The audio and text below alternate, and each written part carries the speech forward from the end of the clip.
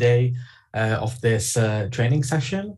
Yeah, welcome back. I think we're still waiting for a couple more people, but what I'd like to do now is just to give everyone a quick rundown of what we have done yesterday, and then we're going to take a look at the lab, the exercise that we ended on yesterday as well. I'm going to show you, I'm essentially going to demo everything for you, and I'm going to give you some time to catch up. To those of you who have completed it, congrats. But we had a lot of questions coming in, so I'd like to clarify everything and just do a quick demo as well. Okay, so yesterday we went through a lot of theory slides. We were talking about cloud and how things work in cloud and what are the differences, what are some assumptions that you're fairly safe to make on premise, but not really, those assumptions are not really safe to be made in cloud just because how things work. Everything's kind of public by default. We talked about the control plane and the data plane in a cloud setting and how they relate to one another, and that you should have essentially a one-way relationship between those two. Wherever possible, I should say. It's not always 100% possible, but that is something to aim for. We took a look at some cloud services from sort of a broad perspective. So looking at things like infrastructure as a service, container as a service, platform, and so on and so on and so on. And we discussed the attack surface of those. And then we essentially started to look into sort of an attack chain or a couple of the typical steps that cyber attacks contain, mainly enumeration and gaining some basic entry into a cloud environment, for example, through a vulnerable Lambda function or a beanstalk deployment that has some kind of vulnerability in it. And we essentially landed at the end of that module, and we started to move towards cloud native services. And we started to talk about storage, and that's where we left it off yesterday. So just to quickly remind everyone, we were talking about the storage and how it, what options there are across the big three providers. So Simple Storage Service or S3 in AWS, Azure Storage, and GCP as well. And I've shown you a couple of tools, how to enumerate things and how to detect things. I've shown you a search engine, sort of, that you can use to search through buckets and the contents within those buckets. And I spoke about some tools like the Cloud Scraper tool and cloudhacking tool. And then we essentially ended the day on this slide. We did publish some of the commands, but there's a little bit more complicated setup for some parts of this lab. So what I'd like to do now is I'd like to demo this lab and give you some time afterwards as well. We're not going to do the full 15 minutes. We're going to do a little bit less. Nevertheless, that should give you ample time to look into everything. I know some of you have already. So let's take a look. Actually, before we do, yesterday I did say that at certain points there could be a little bit of it could be a little bit uncertain as to what kind of resources belong to us, as in not so secure, and what resources belong to other people. So just so we don't go out of scope, this is one of those instances.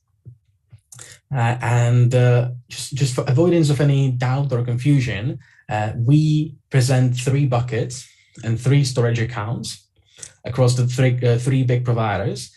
And those are victim public, victim auth, and victim private. Literally everything else does not belong to us. I mean, if you find another open bucket that isn't one of those 3, you know, that's fair game. It's open, it's public, so you can feel free to look into it. But I cannot vouch and I cannot guarantee what you're going to find inside. So just, you know, for avoidance of any confusion and ownership, these 3 buckets and these 3 storage accounts, they are related to this training. Everything else is not. So just wanted to put it out there before we begin the demo. So in this demo, we're essentially going to be running some basic enumeration across storage for all the big 3 cloud providers. And we're going to be identifying what we can access, what we cannot access. And at the end, I'd like to show you the shared access signature URL and how you can use it to browse a container. Okay, so with all that said, let me jump back into the VM and let's take a look.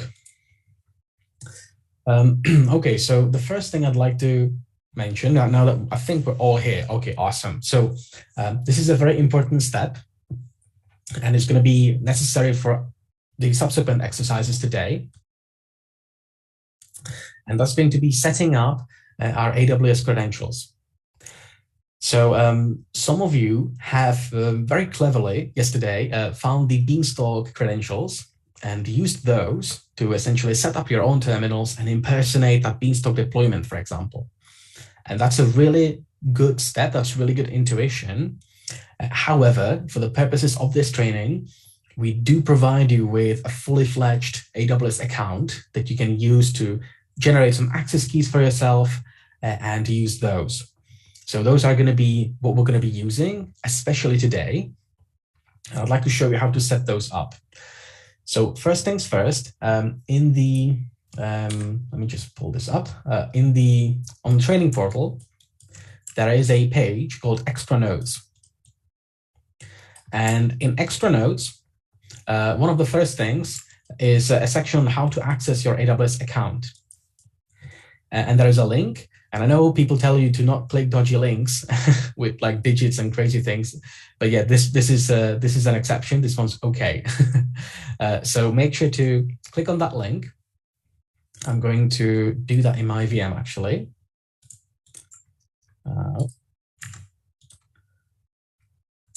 Here we go. And that's going to pre-fill the login form with the target account ID. And all that's left for you to do is fill out your username and password. Again, we're going to be using the same credentials as we were last time. So for me, that's going to be user 410. For you, that digit's going to be different. And the password is once again what you have been using all along. So just put that in and sign in. And once you get in, you can essentially follow the screenshots and the walkthrough of how to set things up. I'm going to show you as well. So once I log into the console, on the top right corner, you have your username. So if you click that, it's going to open a little menu for you. And you're going to go down to security credentials and click on that.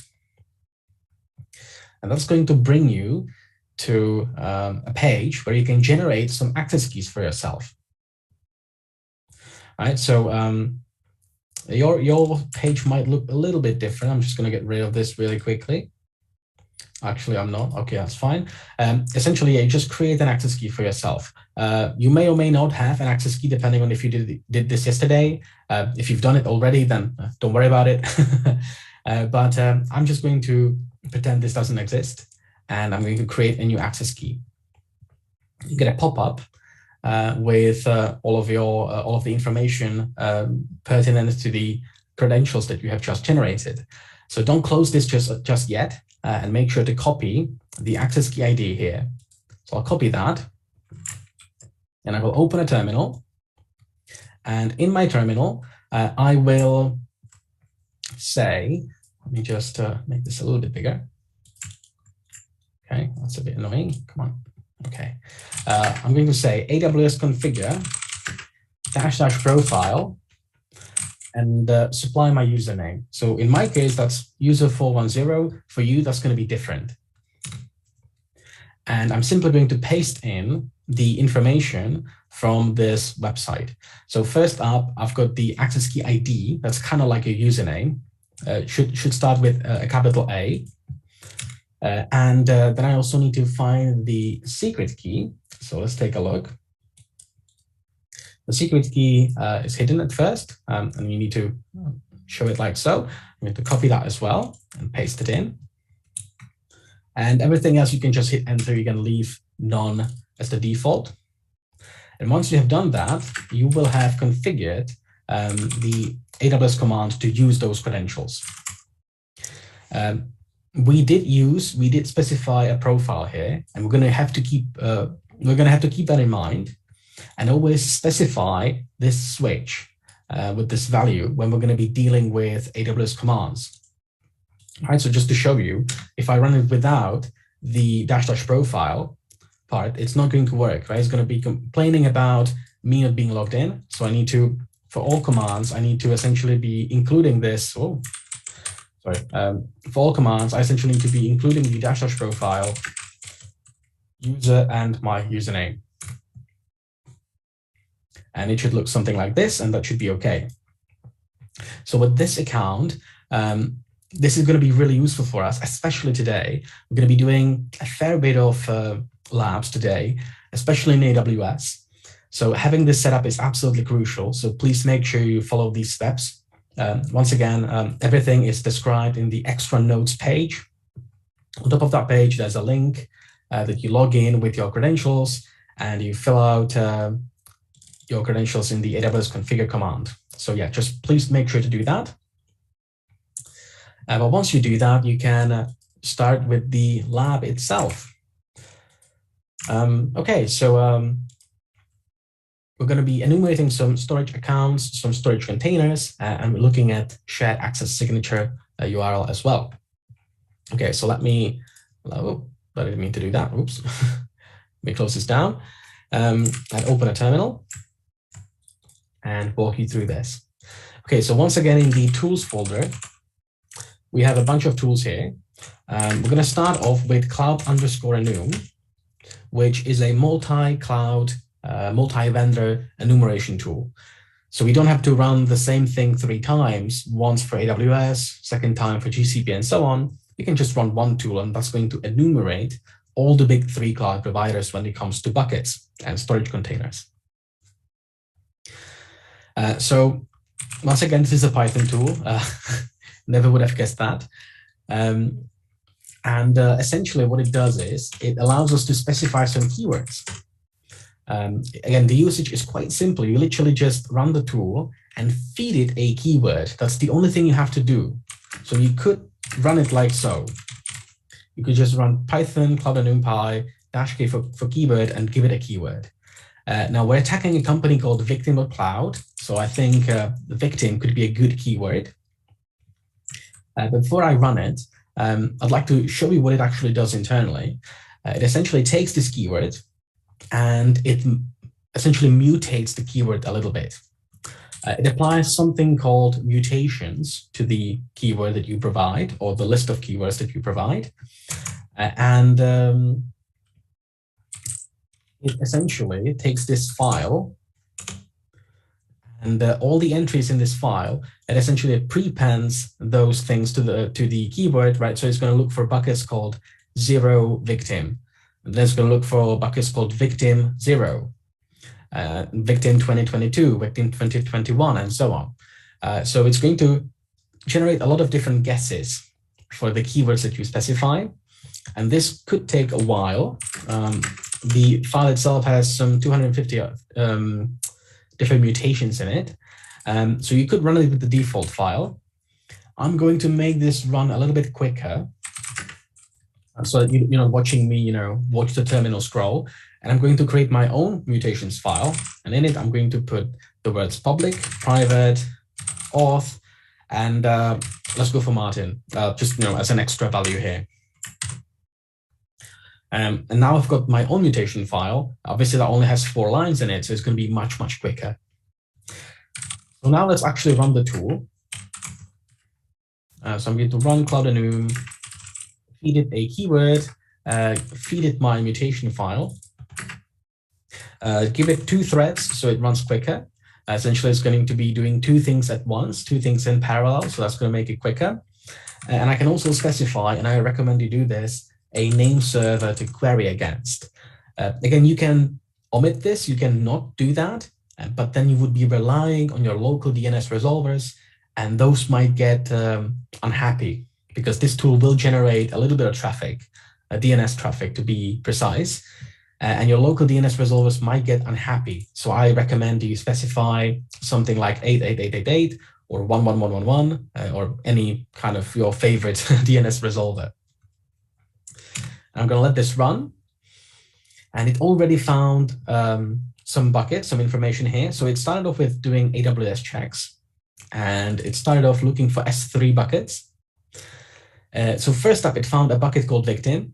And that's exactly the thing I was talking about just a second ago on the slides. We do have 3 buckets, right, made for this training: victim public, auth, and private. As you'll notice, there's no bucket literally just called victim. That's someone else, right? So this is not our bucket. That's someone else's stuff. It is publicly accessible, so no one's stopping you from exploring this bucket. But just please keep in mind that this isn't us, and we can't vouch for whatever is in there. But what I can vouch for are the victim public, private, and auth buckets. So the victim public bucket seems to be public, fully open. I can list the files. This tool is quite handy in the way that it generates the URLs for me. I can just right-click this and open in browser, for example. So that's quite nice. It's doing that for the public bucket. It is not doing that for the privately accessible bucket because it can't essentially reach it. It's protected. And because this tool has no credentials for AWS, it also can't access the victim auth bucket. But we might be able to do that because we literally just set up the credentials for our own use. So we might be able to take a look inside this bucket, but this tool doesn't have any credentials, so it was not able to enumerate this bucket. And then it moves on to Azure. And you may remember, I was talking about this yesterday. Azure has kind of a strange thing going on, where in a URL, it's got 2 variables, right? It's got the storage account name and the container name. And you first need to enumerate the storage account name, which is globally unique. And then within there, you can have any containers you'd like. So the tool we're using first enumerates the account names. So it found an account name victim public, private, and auth. And then it loops through all the things that it found, all these 3 things, and enumerates container names of victim private, storage account, victim public, and so on. And it did find a container called data in this victim public account. So feel free to explore that as well. It did do some other checks, not just for storage, but it looked for Azure websites, virtual machines, and even databases. We can keep this in mind. That's going to come in handy in a later exercise, but don't worry about it too much just as of yet. And finally, it did some GCP checks. Once again, same situation, a public bucket and 2 inaccessible buckets. Okay, so that's the tool. Essentially, it ran for a couple of seconds. It gave us a good bit of info pertinent to the victim cloud, storage containers and buckets in all the 3 big cloud providers. I should say, however, obviously there's a lot of guesswork involved. We essentially just fed the tool a keyword. There's no guarantee that these buckets in real life actually do belong to a particular company. There's always a little bit of guesswork involved. But it's this is enumeration. That's the best we can do. Okay, so now let's explore those buckets a little bit further. So with AWS, we have set up our command prompt already. So we do have some credentials in there. Feel free to, by the way, just click on the links that the script generated for you. You can just right-click some of this. For example, I can right-click this, open link. It's going to pop open a browser. It's going to take me to the website. It just downloaded the file for me. It couldn't open it. But yeah, here we go. So you can do it like that. But I'd like to show you how to do this programmatically from the command line as well. So with AWS, it is as simple as saying AWS S3 ls and a particular bucket. This command is going to fail, so I'm just letting you know beforehand. I'm running AWS S3 ls victim public, and AWS is going to complain that we're not logged in. There are two ways you can fix this. You can either say -- profile user and your username, and that's going to use the credentials that we have put in just a minute ago, and that should allow us to list the bucket. Or you can force AWS to skip this credential check. So I could say -- no sign request.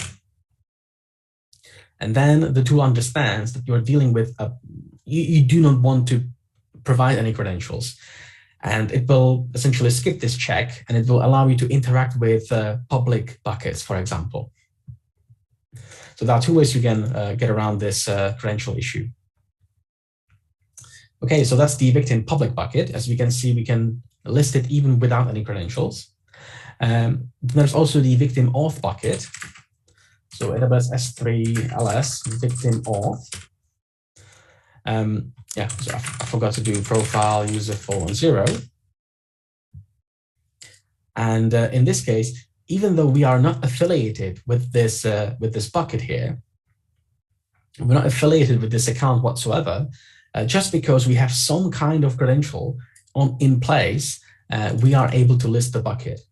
Now, we had some questions coming in early this morning and late yesterday regarding some of you using the Beanstalk credentials, and those were not allowing you to list the bucket. That has to do with some permissions and roles, and essentially IAM, as in identity and access management. We will do a whole module on that later today, and I will explain to you why it didn't work with the credentials that you acquired from yesterday from the Beanstalk exercise.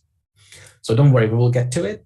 But I just wanted to put it out there that it depends on what kind of access you have. So you can use the AWS tool to copy things in and out of the buckets as well. We have done that already yesterday. So I'm just quickly going to show you how I can, for example, copy this file out. So I can say AWS S3 CP, feed it the bucket name and the file I want to copy out. And I'm just going to put it in my local folder. That's why I'm putting the full stop there at the end. Yeah, no, once again, I've forgotten to do the -- profile. So let me fix that. And we should be able to copy out the file to our local machine. We can take a closer look. It does have a flag. So for those of you taking part in the CTF, you can check that out. I can already see some of you completing exercises, so that's awesome to see. Keep it up. Yeah, so that's the AWS side of things. Now let's take a look at GCP. So with GCP, got a command called gsutil, and it essentially does a very similar job. It essentially allows us to list buckets and look through things. I can say gsutil-ls and feed it a bucket name. So let's try the victim public one. So it's slightly different syntax, but again, similar command, right? We're saying ls and we're giving it the bucket name, like some other switches here and a different sort of protocol here, but again, very recognizable, very similar to just as before. And we can use this as well to copy things in and out. So I'm going to say gsutil copy a victim public, and let's copy out the public file here to our local machine. And here we go, it's copied over. And once again, I can view the file. There is another flag in it, so make sure to check that out. So feel free to take a closer look at that. And finally, we arrive at the Microsoft Azure side of things. So what I'd like to show you is essentially revisit some of the results we had from the script. So if you remember, it found some buckets on AWS. It found 3 storage accounts on Azure, and it even found a open Azure container here. And it's clever enough to essentially give us a listing of all of these things. I can essentially right-click this, open link, and again, it's going to send me to Microsoft Azure. Again, Microsoft uses a lot of XML. Microsoft loves XML. So you essentially get an XML document here describing the contents of this storage account. We get URLs as well, so you can just copy and paste that and load it up. I'm going to leave that to you. If you're interested, you can check out some of these files, see what's in there. But what I'd like to show you now is something called SAS, or Shared Access Signature. So for that, I'm going to navigate to victim.cloud. So this is the main website of the fictional company or organization we're going to be attacking today. And they've got a very, very simple website. Really, honestly, it could not be much simpler than this. They've got a logo and a bit of text, essentially. That's all they have. They've got an image as a logo. You know, if you are like Neo in Matrix, and you can kind of like see the ones and zeros just by looking at this, then you would know that this logo is actually being loaded from Microsoft Azure with a shared access signature in it. But most of us are not Neo. I know I am not. So for the rest of us, there are other methods of detecting that. First of all, I can take a look at the HTML source code of this page. So I can right-click anywhere and say View Page Source. And that shows me the HTML source code of the website. And I can see that there's an image tag here, and it's got a URL of victim assets from Microsoft Azure. And there's a file called logo.png. And most importantly, it's got a shared access signature URL behind it. And that's very interesting to us. So we can take a closer look at that. Once again, this kind of feels like a lucky dip. You can, checking this manually could be pretty time consuming. So you don't have to, manually find these things. You can use tools to find references like that as well. I was briefly talking about one of those tools yesterday. I was talking about the Cloud Scraper tool, which can be used to essentially look through the HTML source code of websites and look for interesting URLs. So things that look like they reference files from S3 buckets, and also files that or URLs that look like they're affiliated with Microsoft Azure. So let's run this tool and see if he can help us, because we're not Neo. I can't see the matrix. So I need a tool to do that for me. So let's check it out. I'm going to change directory to tools and look at a tool called Cloud Scraper, capital C. Here we go. Once again, it's a Python tool, as usual. And we can use Cloud Scraper to essentially, we can point it at a website of our choosing. So I'll say -u victim.cloud. And it's quite clever. It's going to load up the website. It's going to find all sorts of links on the website. And it's going to visit a lot of the sub pages. Because the website we're targeting is very simple. It doesn't have much to do, and it essentially immediately finishes running. But it does find something interesting. The thing I've mentioned before, there is a URL to Azure storage called victim assets. There's a container called assets and a file called logo.png. But most interestingly is the shared access signature that follows. So I'm going to right-click this, open that in my browser, and now I can start exploring this, this storage container. So first thing I could try is to remove the file name from the URL. Right? That's usually how things work. Sometimes with an older version of Apache or misconfigured Apache website, web server, you could get a directory listing of files. That's essentially what I'm trying to achieve here. So I'll remove the file name from the URL. And instead of a directory listing, I essentially get an error message saying, hey, you're trying to access a container as a file, which makes no sense. It's a container is like a directory. It's not a file. So I need to tell Azure that I understand that. And the way to do that, if you remember from yesterday, is there's a little bit of URL magic right here. So this text in red, that's how we can list containers. All right, so I can add this little bit of URL magic, resource type container, operation list, and that should make Azure understand what I'm trying to do.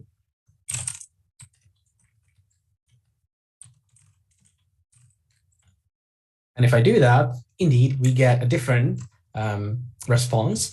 This time, we get an XML message with all the different blobs and files that exist in this container. So there's just one blob called logo.png. We've already seen it, so we're not too interested. I wonder if we can take this a little bit further. So right now, we're looking at the container called assets. So what happens if I remove that from the URL as well? Okay, so the way that this storage account is configured, we can list not just files in containers, but we can list all containers as well within that particular account. So I can see that there's a container called assets, and there's another container called secret. So that's naturally very, very interesting. So what I'd like to do is take a closer look at this container here. So I'll copy that, and I'll put that back in the URL here. So now I'm accessing a container called secret. So let's look inside of this container. So inside, there is one file, only one, and it's called supersecretnodes.txt. So once again, I'm going to copy that. And I can put that in the URL as well. However, that fails. And the reason behind that is that I'm still using that little bit of URL magic to list things. But now I'm accessing a specific file. So I'm no longer listing a directory. So Azure is getting confused because I'm pointing it to a file and telling it to list it as a directory, but that makes no sense. So I need to remove that little bit of URL magic from my browser again, and just leave the original shared access signature there. And what I get to is a text file with very simple content, and it says password equals season 20, which sounds interesting. This is going to come in very handy just in the next lab. So I'm going to keep this in mind. But yeah, this is the lab.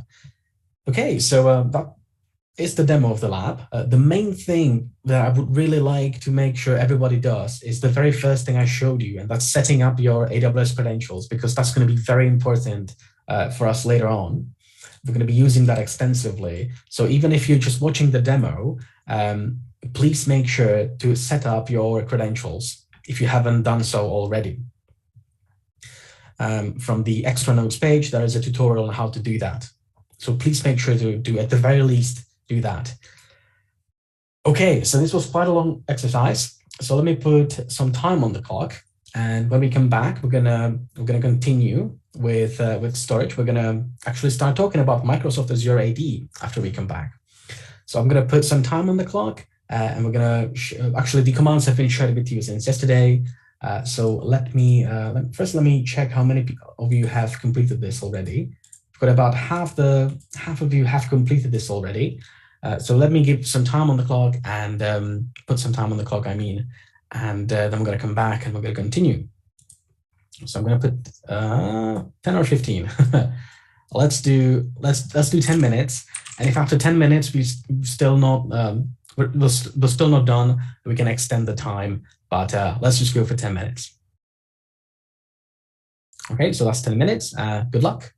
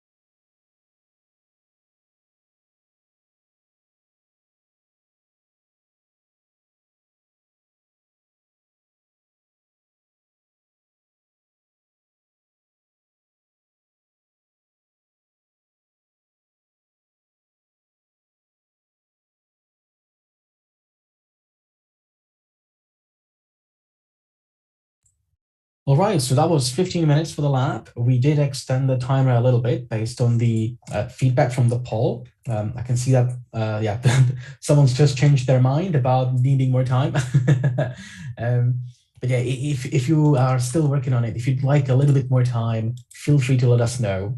But so far, I'm seeing a lot of thumbs ups saying that you're done. So I think we can move on then. All right, so. Okay, so that was storage. It was quite a big exercise, this one. I know a lot of you have been messing with it yesterday as well. So, but then again, a lot of you have only been doing it today. So, yeah, we needed to judge the time better. Sorry about that. Cool. So, I think we're ready to move on then. Yeah, I'm just frantically checking the CTF instance, but there are a lot of solutions submitted, so I think we can move on. Okay, so how can you defend against this? So all of this is really just misconfigurations, right? It's just about misconfigurations. It really has to do with the access controls that you set on particular buckets. The main culprit really is the so-called authenticated access. If you remember, I'll scroll back a couple of slides. Here we go. That, broadly speaking, 3 modes that you can configure buckets in. You've got the public one, you've got the private one, and in between you've got the authenticated one. And that's the one that causes a lot of issues, because it sounds like it's good. It's got the word authenticated in it, but really all that means is you just need a set of credentials. Doesn't matter what kind of credentials, and you will be able to access that bucket. So you should be really careful about that. We will revisit this on day 4 as well. And we're essentially going to show you from the Blue Team perspective how to identify such buckets and what to do about it as well. All right, so that concludes the storage section. Sorry, there's one more question coming in about the authenticated buckets. Yeah, this does not only relate to AWS. These 3 modes that I've mentioned, mainly the authenticated one, there are similar things to other cloud environments as well. But yeah, we will check that out on day 4. So yeah, we will revisit this. So it's not AWS specific. This a very similar situation you can have in Azure and GCP as well. All right, so that concludes the storage section. So before the coffee break, I'd like to get a little bit into Azure AD or AAD and show you what it's all about. And we're essentially going to do a series of labs where we're gonna enumerate an AAD environment from the outside perspective, so from a black box perspective of an attacker. And we're essentially going to do a string of labs during which we will compromise the environment from nothing to a really high privileged user. But before we do that, I'd like to talk a little bit about what AAD actually is, what is it used for, and why even care about it. So yeah, we're switching gears a little bit. We have been talking a lot about AWS. In this section, we're mainly going to be talking about Microsoft Azure. So we're going to be talking about AAD itself. We will talk about it being used as an authentication method. We will be discussing authenticated and unauthenticated enumeration of a Active Directory setup. And we're going to be also looking at other things, other offerings within Microsoft Azure, things like the keyboard service and managed databases. Okay, so AAD, what is it? What is it good for? Why should we care about it? So if you deal with a Windows network, for example, at your place of work, you probably already know what Active Directory is. It is essentially Microsoft's offering, Microsoft's solution to manage a lot of workstation in a fairly centralized network. And it works really well on premise. But when you take things to the cloud, it suddenly is a little bit different. Obviously, you are no longer on a closed network. You're suddenly on the public internet. So there are some differences, but AAD still mainly acts as an identity and an authentication platform. So essentially, you can log in through AAD and you can prove to other web apps, other websites that you have authenticated. This is very popular this is a very popular integration with Microsoft products such as O365, SharePoint, Azure itself. But thanks to a fairly open set of standards that AAD uses, you can also develop your own applications and make sure that they can integrate with Microsoft AAD. So if you want to sort of keep in mind the on-premise situation, you can think of Microsoft Azure AD as essentially a managed Active Directory server. Right? So you essentially have essentially just an entity in a large Active Directory on there, and essentially you can manage everything like so through a console. It is very similar to your normal Active Directory setup, and oftentimes it is synchronized, right? It is kept in sync with your local AD setup as well. So here's a sort of a high-level diagram on how that works. This is an official Microsoft diagram. So on the top left corner here, you've got your on-premise network. So everything in there, that's things you already have in your company, in your offices, your on-premise Active Directory setup. And everything on the right, that's new. That's in the cloud, right? So you've got Azure AD in the cloud, and essentially it is kept in sync with your on-premise solution by something called Azure AD Connect, which is essentially a software component you can use to make sure those two components are in sync. So that's a big part of it. And once you do that, once you get this setup rolling, you can essentially use the cloud version of Active Directory to authenticate against for cloud applications. You can deploy your own applications which can interface with AAD, and you just make sure that you can log in with your Microsoft credentials. So a couple of technical differences between an on-premise Active Directory and the Azure Active Directory, so things in cloud. So obviously the biggest one is the fact that your on-premise solution is most likely on an internal network, right? Something you have to VPN to get into, or something that is available in your offices but not really outside. Again, that is a huge paradigm shift when we talk about Azure AD, where there is no such thing, right? Everything is in the cloud, everything is on the internet, and there isn't a nice sort of walled garden surrounding your infrastructure. So there isn't a perimeter you can fall back to. So you can't be, so you have to be a little bit limited in what kind of services can you offer and how publicly you can advertise your services. When it comes to the actual technical standards that are used within AAD, that differs quite a lot as well. If you do some pen testing or if you do some technical maintenance surrounding Active Directory, you'll probably know of NTLM, you will know of Kerberos. Both of those are fairly old school protocols. NTLM historically has had a lot of issues with it, and there are a lot of sort of band-aids and patches on top of NTLM, but it is still very, very predominant in the intranet setting. Kerberos is an interesting one that is a native Active Directory technology that you can essentially use to authenticate with.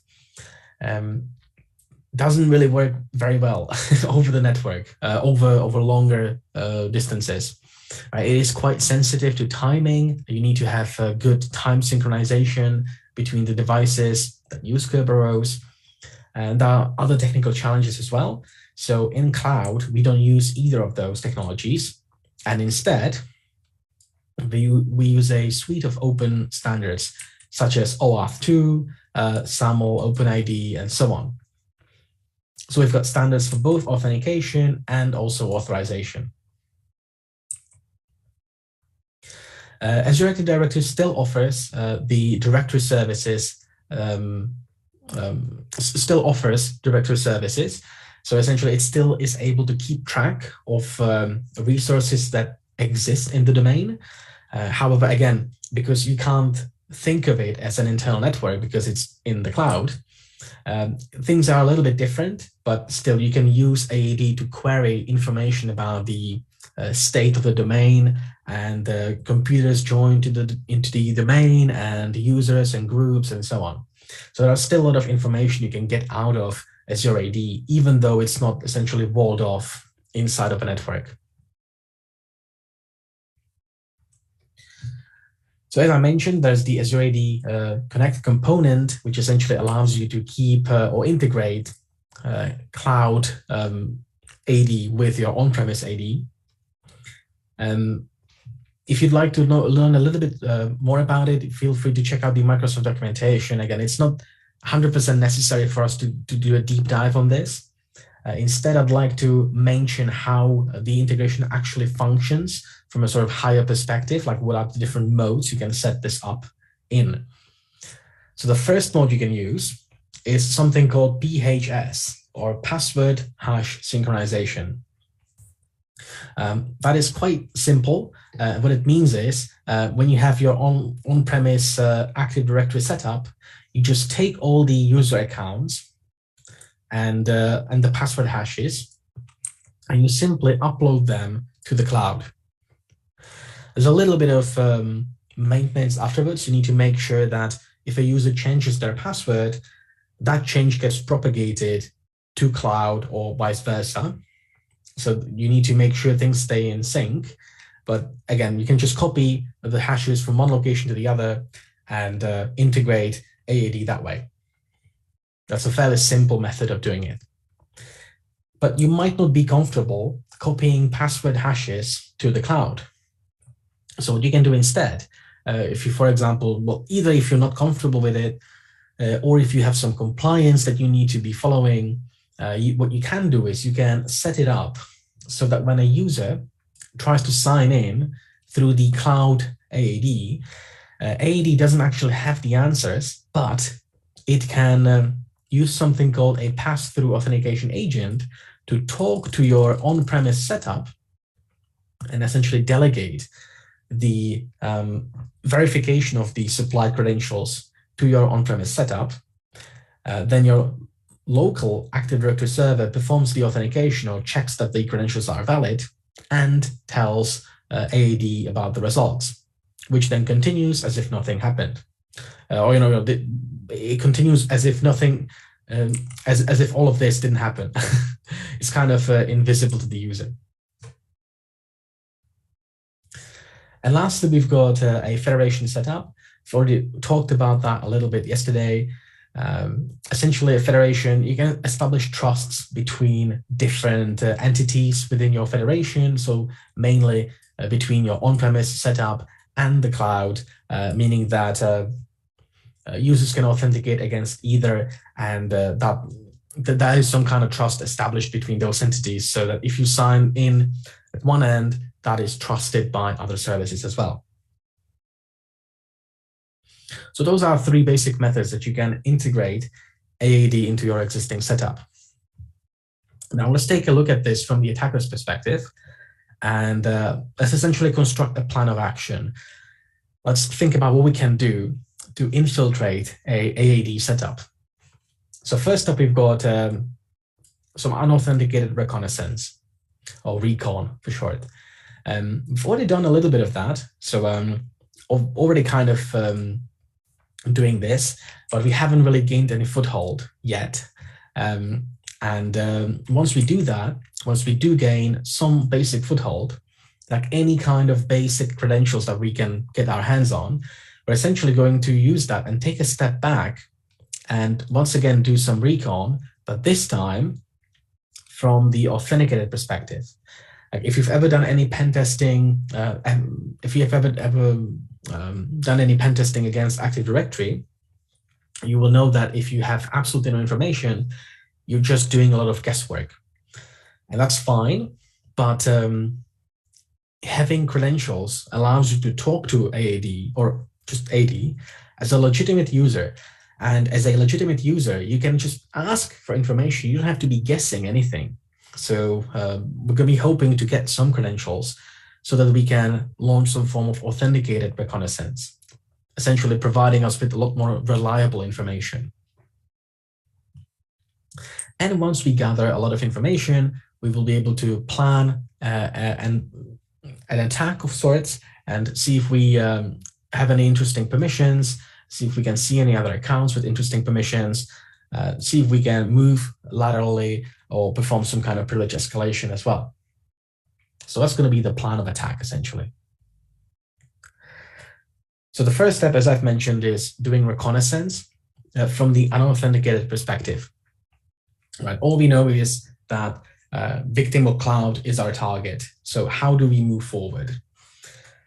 Well, the first thing we want to do is make sure that the target that we have even uses AAD. We've already actually done that yesterday. I've shown you the enum Azure AD user script, which essentially determined that, yes, victim or cloud is directly managed by AAD. So we have already performed this step. So we know that, yeah, this is true.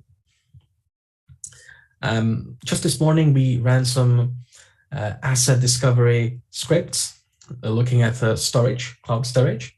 Yesterday, we also did some enumeration. We found some interesting subdomains and so on. So we've already discovered a bunch of assets on Azure. And yesterday, we even enumerated a bunch of valid usernames against some cloud APIs.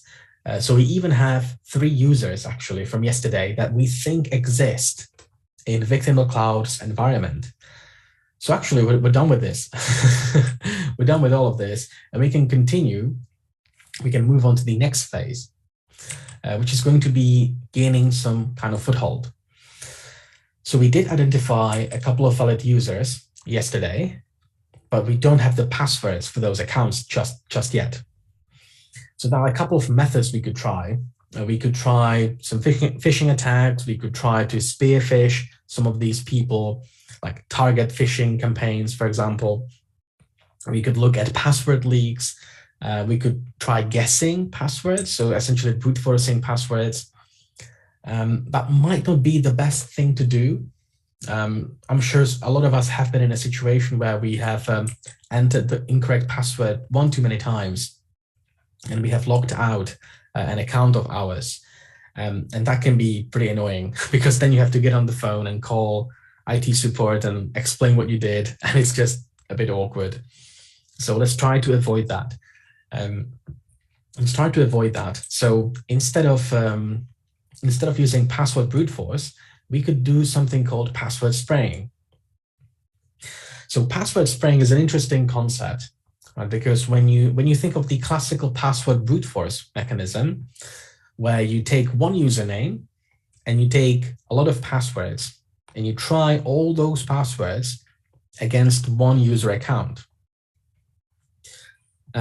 Password spraying does it the other way around, right? So you take a list of a lot of people, a lot of usernames, and you come up with one horrible password, and you try that one password against all the accounts that you know of,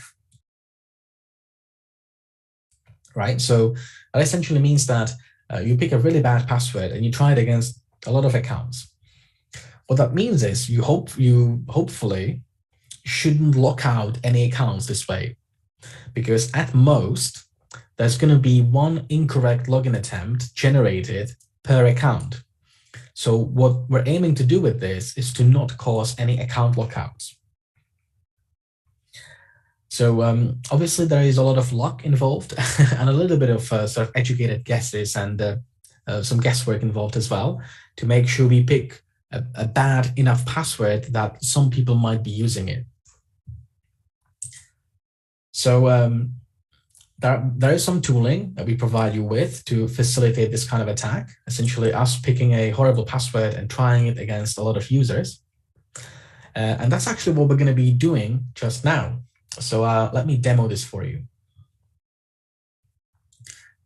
So switching back to my VM here, you see that I ended here, my demo. I ended at this super secret nodes.txt file, which says password is season 20, which is interesting. Again, the season bit, typically you would, so a lot of corporations force people to change their passwords, right? A lot of the time. Some organizations force you to change your password frequently, some organizations less so, but generally you have to be rotating your password every now and then. A lot of places make you change your password every 3 months.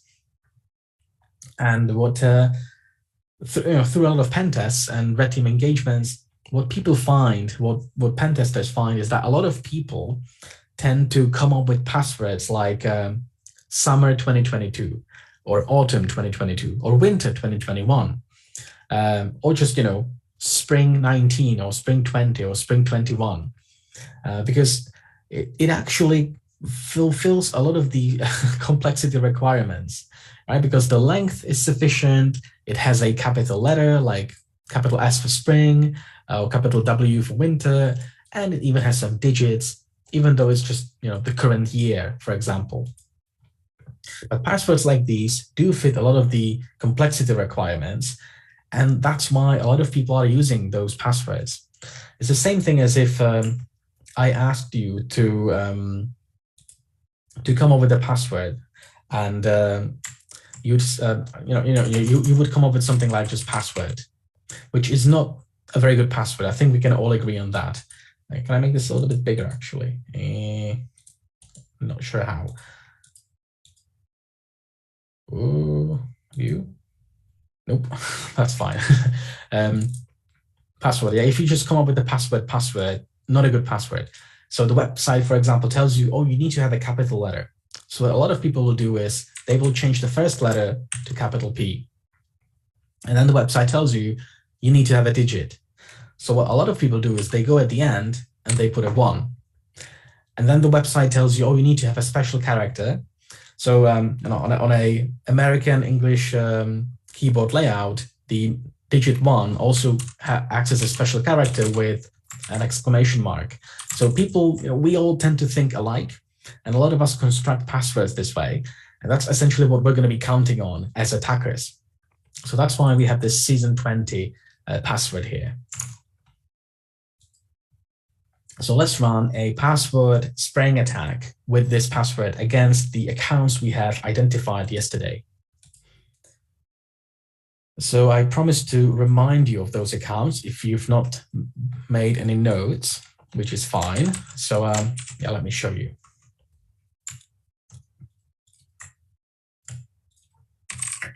So I'll create the file with the accounts from yesterday. So let me do that. So yesterday we did enumerate a couple of people, and namely it was Bob, Alice, and Kevin, who had accounts at Victim.Cloud. We did this through the enum0ad user script. So I'll just save those accounts in a text file for further processing. Let's use a tool called MSOL Spray, or Microsoft Online Spray, and run these usernames through the tool. So once again, this is a Python tool, as per usual, not surprising anyone. If I just run it as is, it does give me some indication as to what I should be doing and specifying. So it tells me you should be doing -u for user list, -p for password. Please give me at the very least those details. So I'll say -p for password, and we're going to be using this season 20 here. -u for user list, that's the user list I've just created. So let me do that. And essentially at this point, you're going to be crossing your fingers and hoping that the blue team isn't going to detect this and hoping that there are no sort of honeypot accounts in place. We can talk about honeypots on day 4 when we're going to be talking blue team. But yeah, as with many things in offense, there's always an element of luck here. So yeah, you just, you cross your fingers and you hope. So I'm going to run this attack now. And out of the 3 accounts, we did identify one which was using this horrible password. So we have enumerated that Bob and victim.cloud is using this season 20 password, which is pretty bad.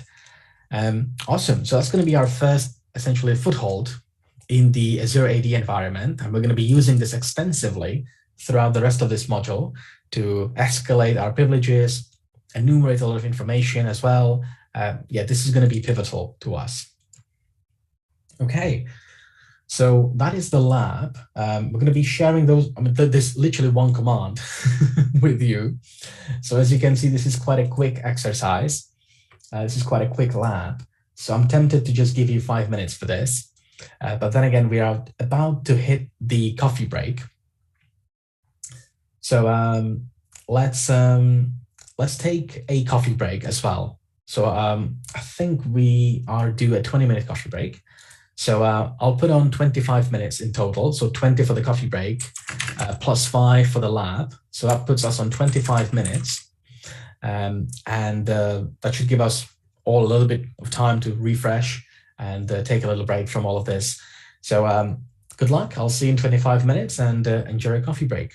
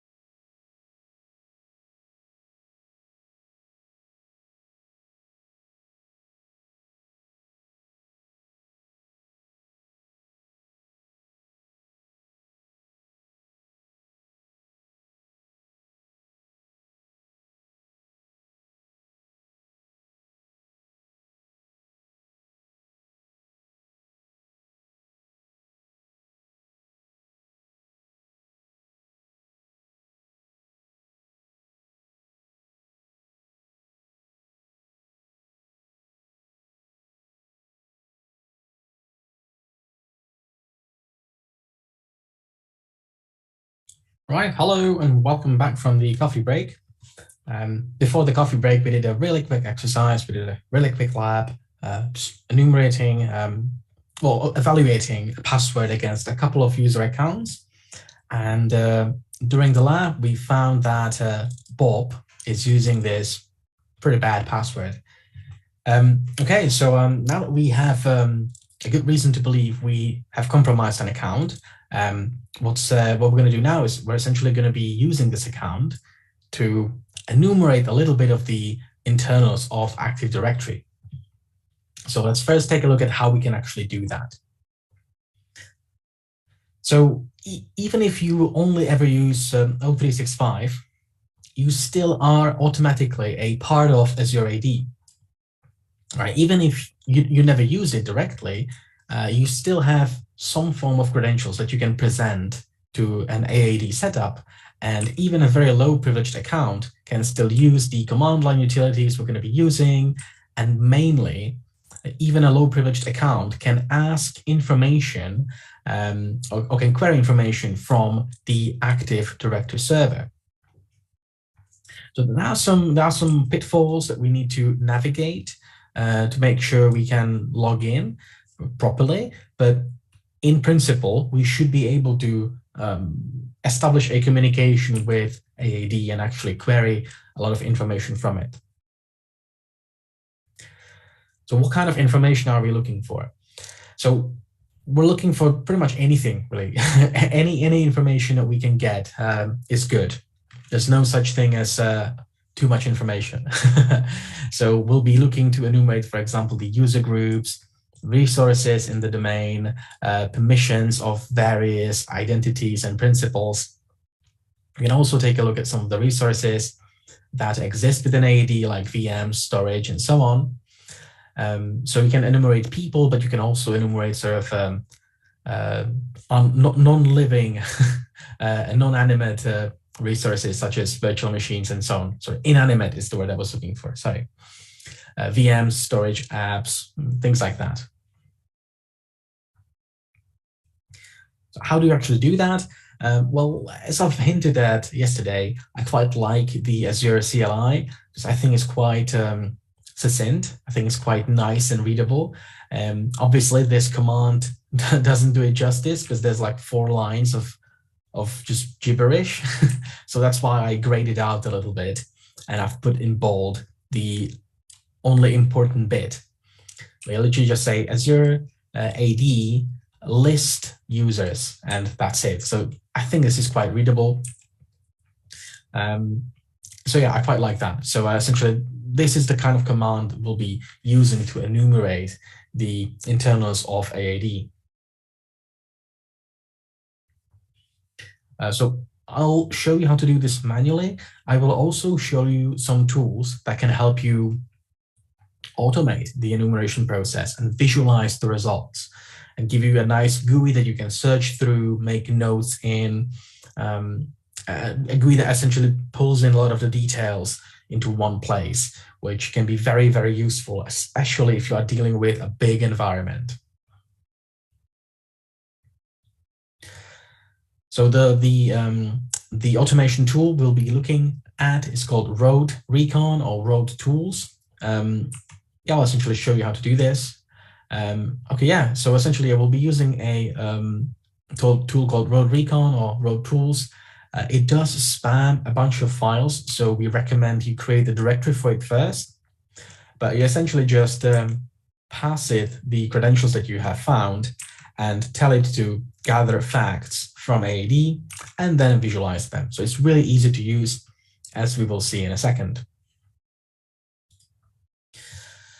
All right, so let's go back to our VM and let's try to act on this user account that we have discovered. So we can log in the terminal to Azure by saying AZ login.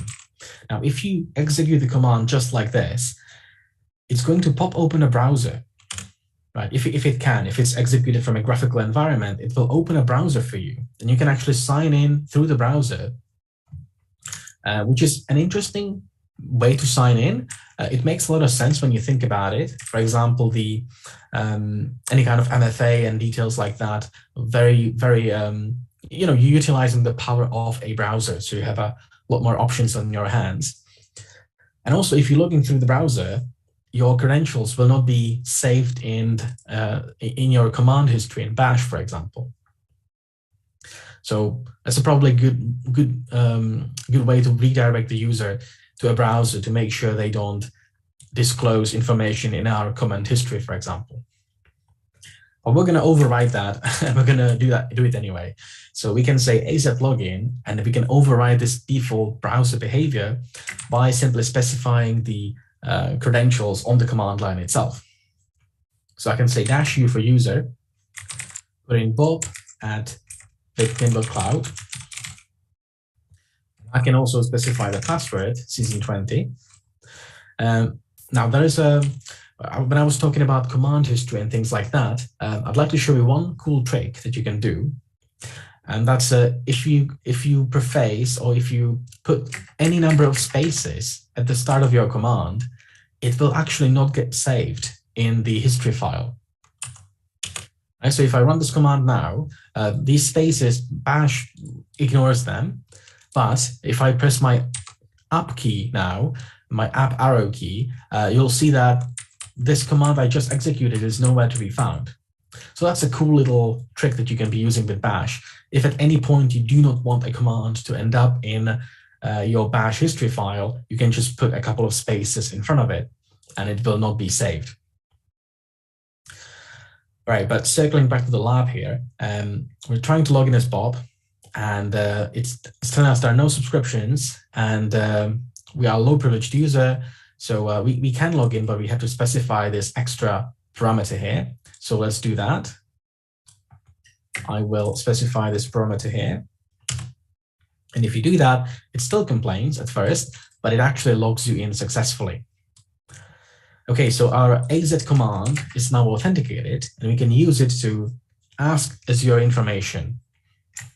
So let's talk to the Azure AD and, for example, list users within the domain. And we get presented with a lot of output here, a lot of JSON. We can filter this by, I'm for example going to grep for some of those values. So I can see the principal name is right here. So let's just grep for that. Grep for user principal name. So this should be the definitive list of all users in this victim.cloud environment. And you can see some of those we have seen already. So we have seen Alice, we have seen Bob, that's the account we compromised. We've also seen Kevin, with a bunch of other accounts, a bunch more accounts that we haven't seen ever before. You know, a good part of any kind of pen test or any kind of penetration test or engagement is to keep good notes on things that you find. So let's save this to a file. But before I do that, let's clean up this output a little bit. Let's get rid of this value here and the quotes and such. So I can do that with a little bit of sort of Unix magic. I can use a tool called cut to cut at a double quote and print out everything after the third and before the fourth quote. So we've got one quote here, second here, third here, and fourth there. So I just want this value. So hopefully this is going to give me just the email addresses. And yes, it does. Okay, awesome. So I'm just going to save this to a file, you know, just for, you know, safekeeping, note-keeping purposes. Okay, put it in a file now. Cool. That will come in handy later because I can also use the azad command to, for example, get group memberships. So I can say azad user, but instead of list, I will say get member groups --ID for a particular user, right? So I can pick Bob, for example, and ask which groups is Bob a member of. I can say that Bob is a member of a group called users. Probably not very surprising, but for some of those accounts, it might be surprising. So what I'm going to do now is I'm just going to go over these results in a bash for loop, and I'm going to call this get member groups command for each and every account here. And we're going to check out the results here. Okay, so while I was talking, the command finished, and this is the result. So we have an account called AAD admin. Unsurprisingly, that account is a member of a group called AAD Data Center, Domain Controller Administrators. We've got Alice as a user, so not very interesting. We've got the Azure Audit account, which is an auditor account, so that might be interesting. Auditors typically have quite high privileges or quite high permissions, so that might be a high-value target, a high-value account that we would like to compromise. Got a couple more users here, and lastly, we have a account called keyboard admin, which is an admin account, so that also is a high-value target, alongside the auditor account and the AAD admin. So yeah, already we've got a couple of good accounts to aim for in our further exploitation process.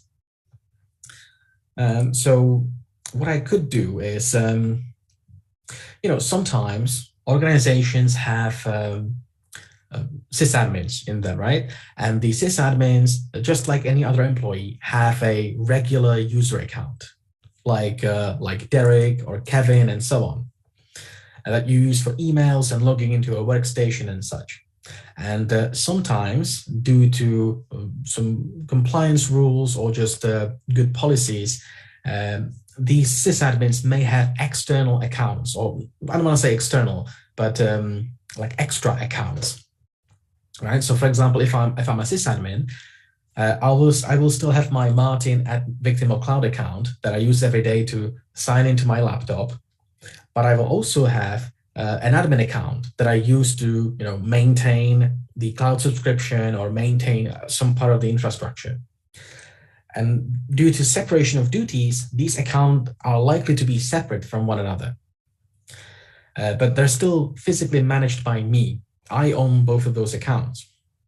So that is something you will see quite a lot in many organizations. It's probably not the best thing to give everyone admin accounts. So that's why we separate things like this. So seeing as we were successful with the password spraying attack last time, and we only ran it against a couple of users, now that we actually have the definitive list of users here, we could run the password spraying attack again against all of these people and see if there's any password reuse happening, for example. There were some very recent stats. I can't remember the source of it. I read on I think it was Bruce Schneider wrote about it a couple of days ago. There were some studies that came out regarding password reuse, saying over 90% people know they shouldn't be using the same password in multiple places, but around 60% people still do it anyway. That's also one of the things that a lot of you rely upon a lot during engagements. So let's do that. Let's check for that. Let's check for password reuse. We will run the same password spraying attack again, but against the complete and definitive list of people in the domain.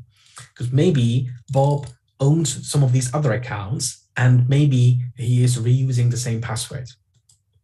So let's take a look. I'm going to rerun the same command from last time, but I'm going to feed it the full list of users.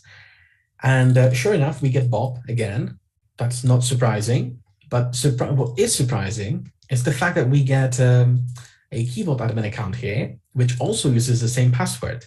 So it's very likely that Bob, in his job title, he is an administrator of some sort. But he probably has multiple accounts to separate those duties. But it looks like, unfortunately for Bob, he has been using the same password across multiple accounts. Because to be fair, it is quite annoying to remember a lot of different passwords, but it is necessary for good security posture to essentially use different passwords for different accounts, but that's not what Bob has been doing. So this is pretty interesting. We're definitely going to check that out later.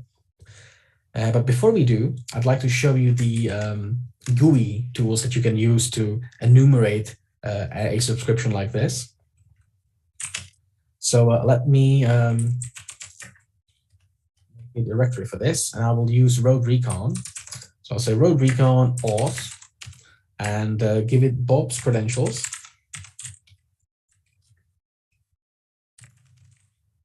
I could give it the key vault admin credentials too, but I probably don't want to do that. That could look suspicious, seeing as the admin account suddenly starts asking a lot of questions about the environment. Probably less suspicious if we do it as Bob. Okay, so I've passed some credentials to this road recon tool, and now I can tell it to gather information from the environment, from the cloud environment. So you can see it in a pi number of seconds, in 3.14 seconds.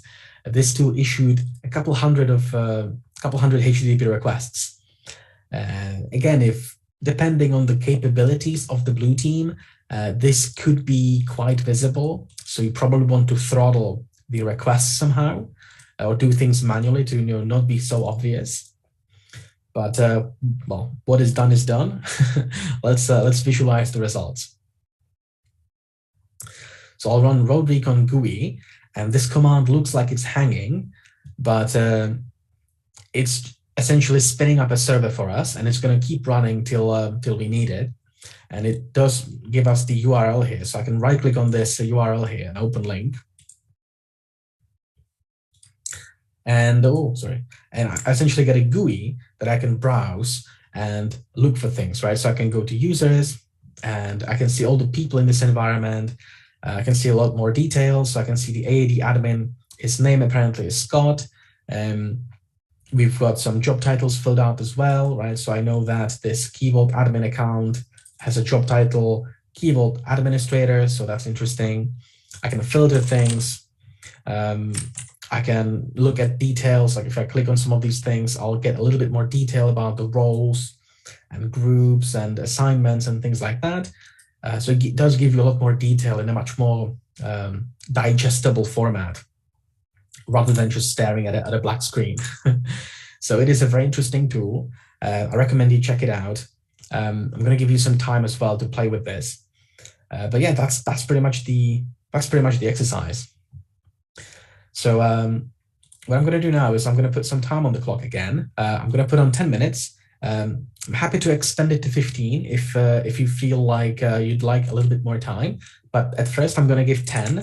And if after 10 minutes you're still working on this, feel free to post or pick the need more time option in the poll on Teams, and we will extend the time. But we're going to start with 10 minutes and we'll maybe extend to 15 later on. Okay, so that's 10 minutes, and I'll see you then. So good luck.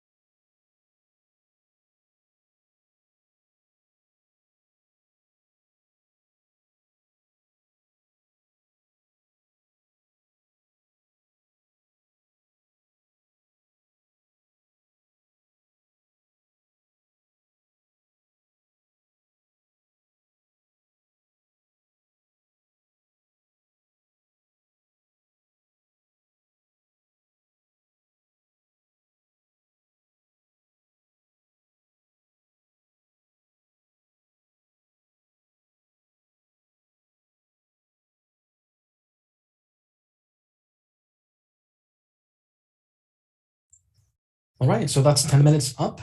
I can see a good number of submissions on the CTFT instance. So I think we're all doing pretty good on this.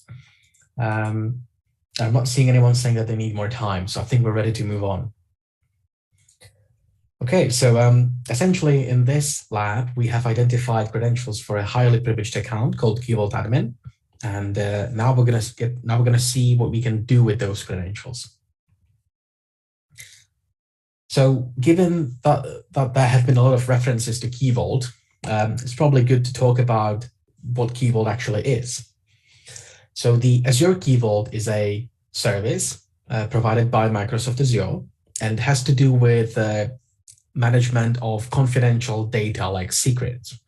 So secrets, by secrets, I mean things like tokens or passwords or certificates, third-party API keys, all these kinds of secrets that you want to keep confidential. And essentially it's the one place where you can store all this information. You can manage access to this service by other principals, for example, so they can only pull secrets that have to do with whatever they're doing. Can also help you with certificates, so provisioning, managing, deploying certificates as well. It's a pretty nifty service. It isn't Azure specific. We've got, for example, in AWS, we've got the Secrets Manager, which does pretty much the exactly the same thing.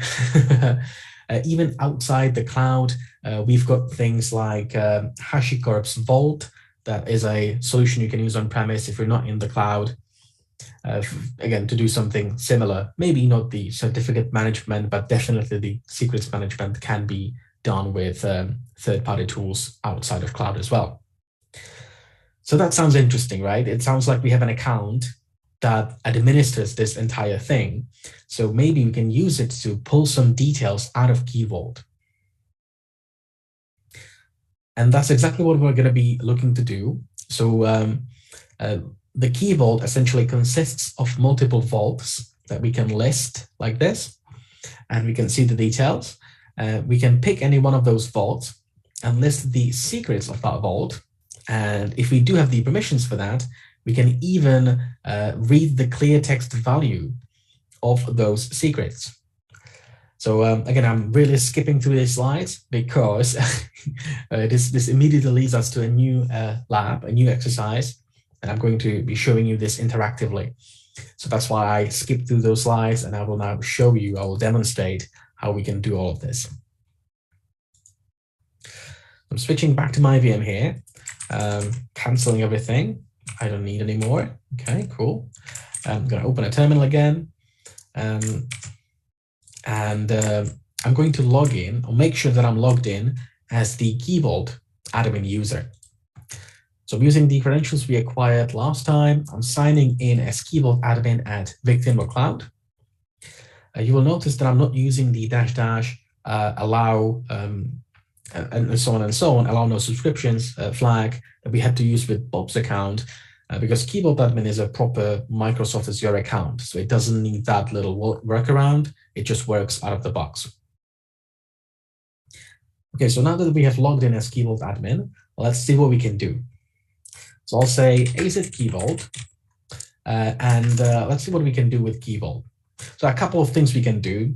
Mainly the thing that I'm interested in is going to be list, because I want to list all existing vaults within Key Vault. And you know, in a real engagement, this is going to be, you're either not going to see anything, or you're probably going to see a lot. there's no real middle ground. In this case, we only have one vault, so you know we're not gonna get lost. We know where to go. So this vault is kind of like a directory. It's like a folder that has a lot of secrets. Those secrets are kind of like the files in a folder. So this vault is called resource creds. So that's interesting. Looks like we can be looking forward to getting some credentials. So let's list the secrets in this vault. And to do that, I will say AZ Key Vault secret list, and I need to tell it which vault I want to list. So I'm going to list this resource creds vault. So -- vault name, resource creds. And that's essentially going to list all the different secrets that are stored in this one particular vault. So once again, we only have one. It's called DB reader pass. It's got some tags on it. Apparently it's new UTF-8. There's an address tag on it, victim.database.windows.net /user data. So I don't know, could be a website. We'll check it out later. Yeah, we've got a secret here. We do not get to see the clear text value just yet. So for that, we need to tell Key Vault that's what we want to do. So I can say AZ Key Vault, and I'll say secret show, and I'll pass in the ID of the secrets to be specific about what I want to see. I want to see this secret in particular. And the output is going to look very similar to what we have just seen, but this time at the very end, there is the clear text value. So normally, you would only allow the application that needs to be using this to view the clear text value. But because we are an admin, a Key Vault admin, we get to see everything. So that's why we're able to see this. So, okay, so putting all of this together then, we've got this vault called resource credentials. We've got a secret called DB reader pass. DB reader could be a role, could be a username, could be a program, I don't know. Pass is probably short for password. And this is probably the password. And we have also this address tag here with the value of victim.database.windows.net. So I don't know, could be many different things. I recommend we do a little network scan against this and try to determine what is going on at that address. So I'll use nmap to scan this. This might take a little while, so you can maybe load it up in a browser. I can use curl, for example, to curl the website, try to connect to it. Nothing's going to happen really. Or we can just do a network scan, save ourselves the trouble. So I've run a quick network scan here, and we have identified a whole bunch of services running on this server. We've got 443, so HTTPS. We've got 1433, so this is related to Microsoft SQL Server. We've got 3306, which is MySQL. We've got 5432, which is Postgres. And we even have some Oracle database related ports or services being offered. So we do get looking at this, I'm getting the impression that, yeah, this is indeed a database server. Kind of the giveaway really is in the domain name, database.windows.net. For those of you who deal with Microsoft Azure, you probably knew that just by looking at this. But for people that don't really deal with Microsoft Azure and don't know that this domain system, this is a good way to identify what is going on. So by looking at this, I think it's clear that we're not dealing with an application, we're dealing with a database server. And there's a whole bunch of systems being supported. So we can check those out. The only question is, what is this in the tag called address? What is this /user data? Because it's not a URL really. So it could be like a connection string type of thing. So maybe the user data could be like a username, it could be a database name, who knows? We'll get to explore all of that in the next exercise. But before that, I'd like to give you some time to run this yourself, explore the Key Vault and run a network scan against the database server. Again, this is quite a quick lab, so I think 5 minutes will be sufficient because again, it's just running 3 commands. And running a network scan, but feel free to explore further. Feel free to log into the website console. Feel free to explore. But I'm going to put on 5 minutes. If at the end of the 5 minutes you're still working on this and you'd like more time, you can let us know. But I'm just going to put on 5 minutes for now, and I'll let you catch up on all of this. So I'll see you in 5 minutes, and good luck.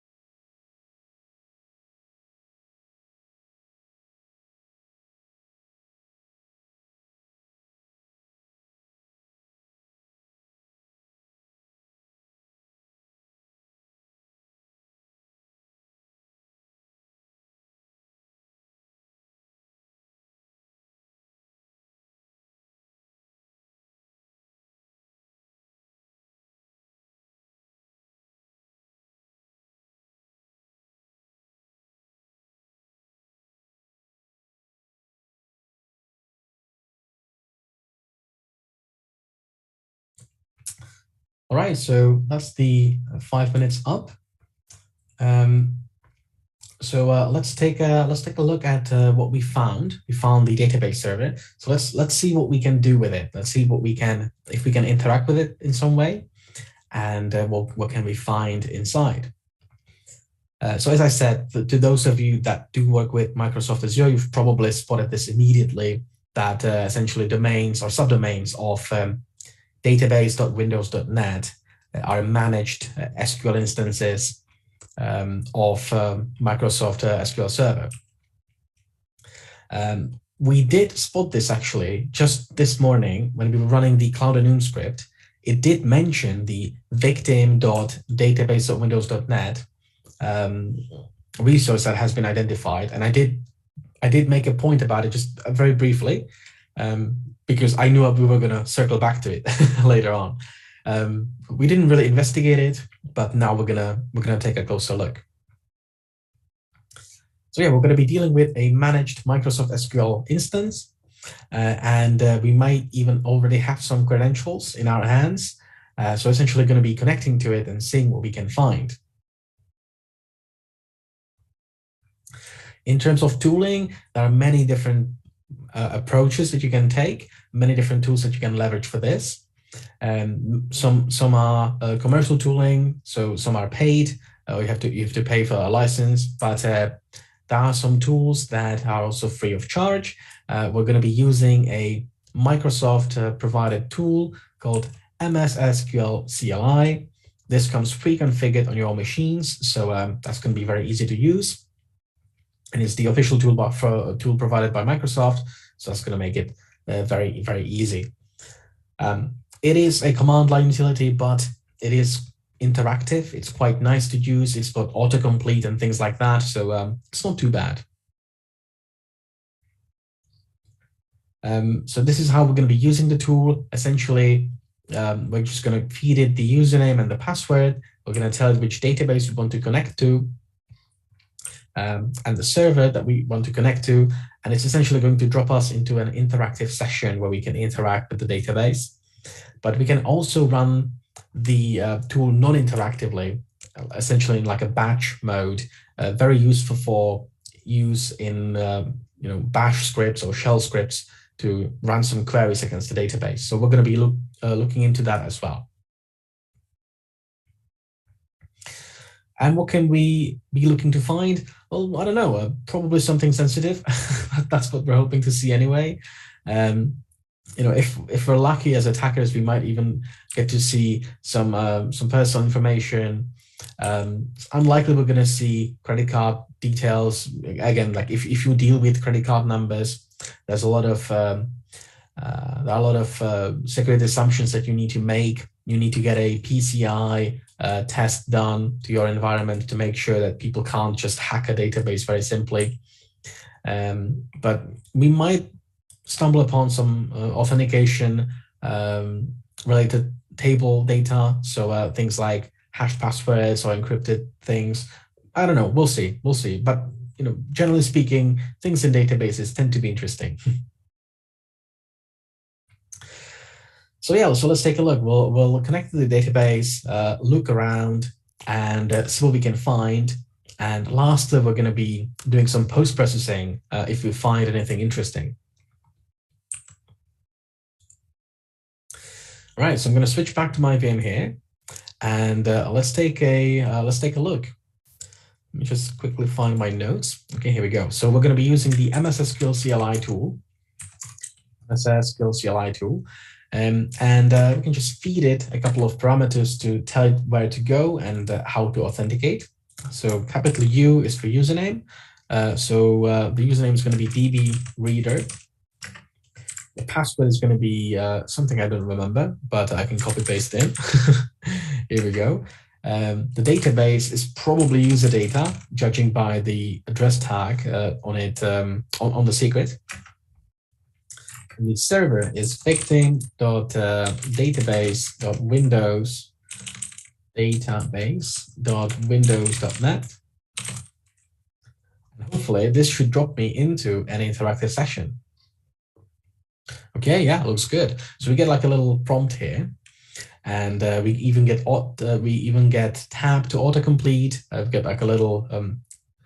I can just show you. As soon as I start typing, it's going to start suggesting things to me. I can use tab to autocomplete. So I can run out like a really simple query. Just select 5 times 5. It should produce the number 25 if my math is correct. It only took about 2 seconds to multiply 5 by 5. Awesome. What about 5 by 50? Okay, I think the database is getting warmed up now. This took a little bit less time now. Okay, yeah, so we verify that we have connected to some kind of database server. We can issue SQL queries here. Obviously, using it as a calculator is not very interesting. So let's try to look through the tables in this database and see what we can find. So to do that, I will select everything from a special table in the information schema. So let me do just that. Let me create information schema. And there's a special table called tables. And this special table contains information about all the other tables in the database. So it's kind of like Inception. It's a database within a database.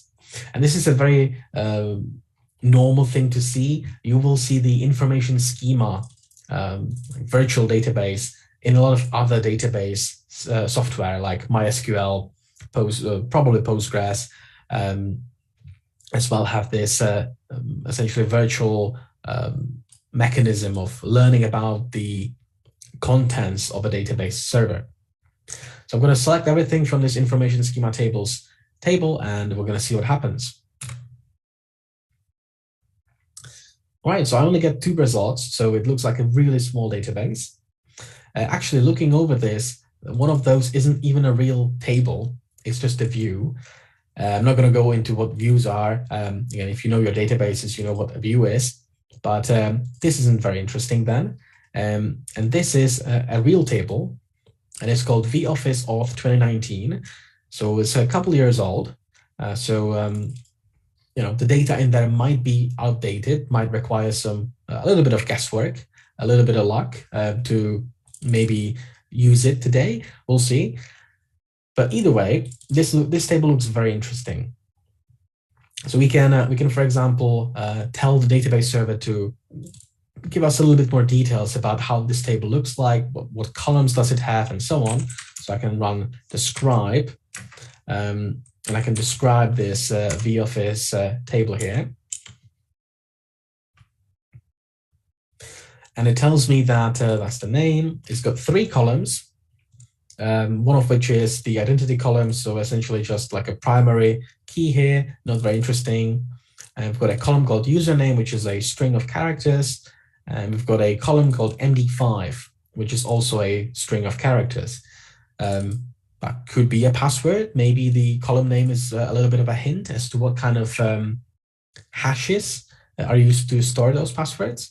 I don't know, but we'll see. We'll see. We're getting an idea of what's going on. So let's try to select some data from the table itself. So I'll select everything from the vOffice table. Now, if the table contains thousands and thousands and thousands of rows, this probably isn't a very smart way of doing it, but I'm going to take a chance, knowing that there are only 3 columns, so I know my terminal isn't going to get completely overloaded with information. So let's just try to select everything and see what happens. But normally you'd probably put some limits on the number of results you want returned. Okay, so there are a total of 20 records in this table. So not very much. So as I've mentioned, we've got the primary key here, just an incrementing key, nothing interesting. But then we have the username, and that is a lot more interesting. And we have a column called MD5, and judging by the values in here, this could very well be password hashes. So only really one way to find out. So we're going to be looking into. I don't want to use the word reversing. We're going to be looking into trying to crack those hashes and uncover the original clear text value of what we're hoping are going to be passwords. So that's the plan of attack. But first, we need to get this data out of here and into like a text file that we can further process. So seeing we only have like 20 rows here, we could just select everything and right-click copy. But you know, to show you how things would work at scale, I'm actually going to copy this SQL query here. Actually, first of all, I'm going to refine this a little bit because we don't need this first column.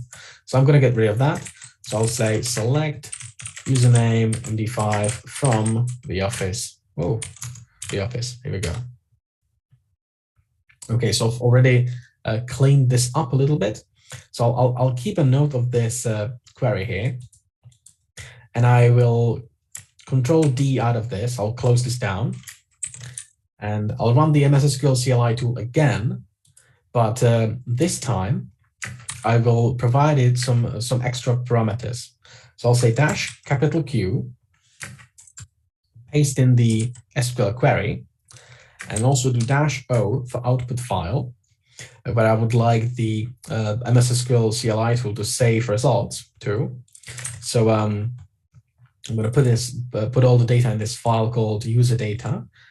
And essentially what's going to happen now is this tool is going to take in all the data I presented it with and run this query that I told it to run non-interactively, and hopefully save all the data that comes out into this file.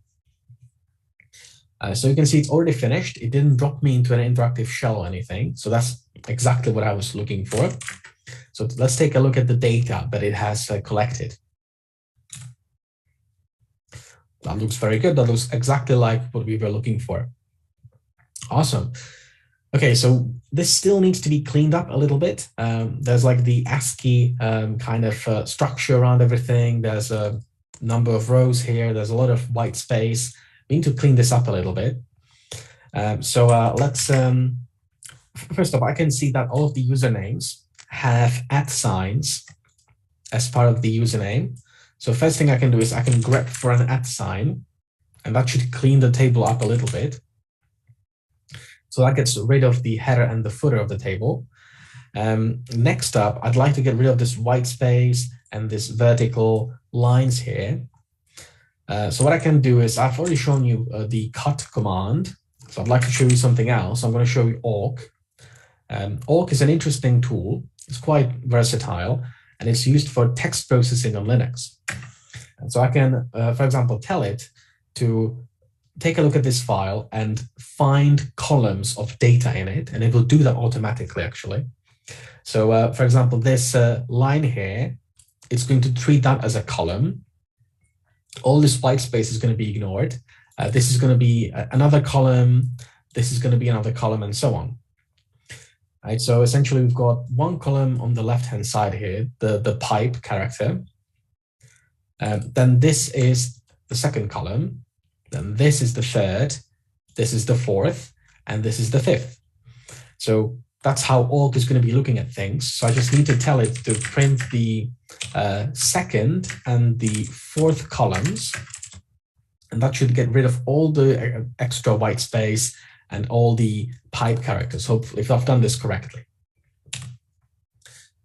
And indeed it does. Okay, so it just keeps the usernames and the passwords, but they're now kind of squished together. So I need a separator between those two values. So I'll say print a colon between the two columns here, and hopefully that's going to give me a format that I've got the username colon a password value. So this is how you can do that with, this is how you can achieve this with grep and awk. There are other ways you can do this. One of my colleagues have written like a crazy Perl regex one-liner thing that looks a little bit magical. Here it is.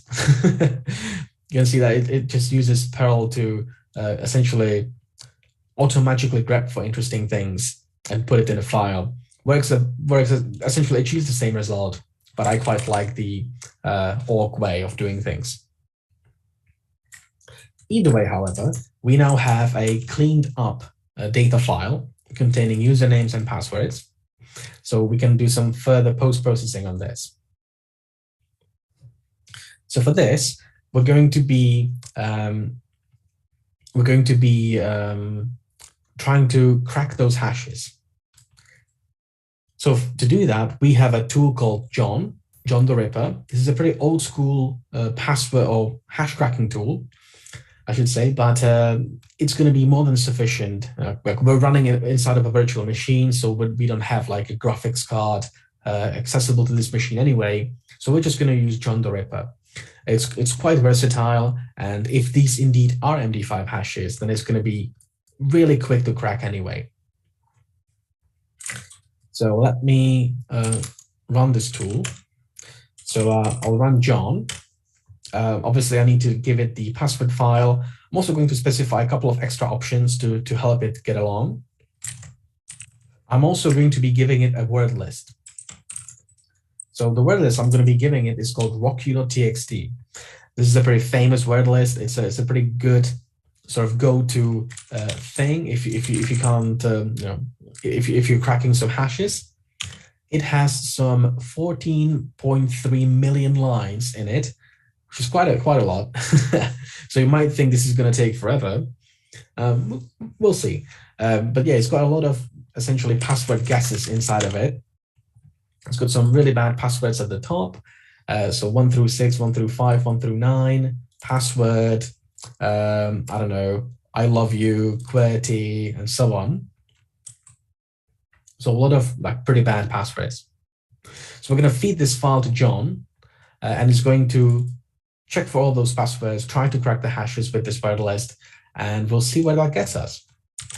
I'll say, John, please crack the hashes that are in the raw MD5 format. Here's the word list you can use.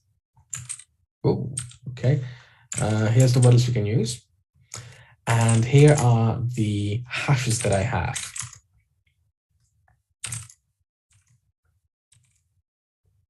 Okay. Okay, so that was it. Did you see it? Apparently, it took exactly 0 seconds to run through 14 million guesses on my laptop. So yeah, didn't take very long. That was pretty quick. Awesome. So we've ran through quite a sizable word list, 14 million passwords, and we have cracked a total of 16 out of the 20 hashes. So that's good, but we haven't cracked quite everything just yet. So we might have to put in a little bit more effort into cracking those 4 hashes that we haven't cracked yet. We're going to revisit that in the next lab, but for now, I think this is quite a sizable lab already. So I'm going to leave you to it. I'm going to put some time on the clock and allow you to follow up on all of those commands and do some password cracking yourself. So let me put some time on the clock. Once again, we're going to go with 10 minutes, but please, if you're still working on it at the end of the 10 minutes, just let us know on Teams and we will extend the allocated time for the exercise. So we'll start with 10, but happy to go to 15 if you're still working on it then. But with that said, I'm going to start the timer now and I will see you in 10 minutes. So good luck.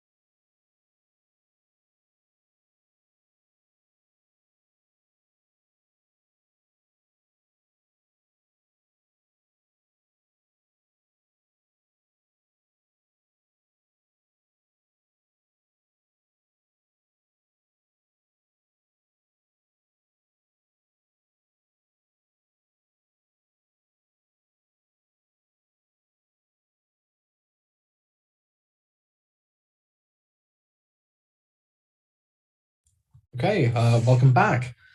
So yeah, so I'm just having some conversations with some of you on Teams. So I overshot the end of the lab time a little bit. I think we're doing pretty well. I think there's been a lot of solutions submitted to CTFD, so that's great. So now let's continue this scenario and let's look a little bit closer on the remaining 4 hashes that we have not been able to crack just yet. Okay, so we used the word list, and we were relatively successful. We cracked some 80% of the hashes that we have discovered, but we still have a couple hashes to go. So you could try this with a different word list. You can have a whole database of word lists and try them all, or you can try to tailor some of the word lists that you have to more closely match whatever company or whatever individual you are targeting. So in this case, we're targeting a company called victim.cloud. So maybe the words like cloud or victim or whatever products that they might have, it could be basis for some of the passwords that the employees of that company would have. Right? If you take a product manager that has been in charge of a single product for 10 years, there's a good chance that their password might be based on the name of that product, right? Just because it's such a big part of their work life.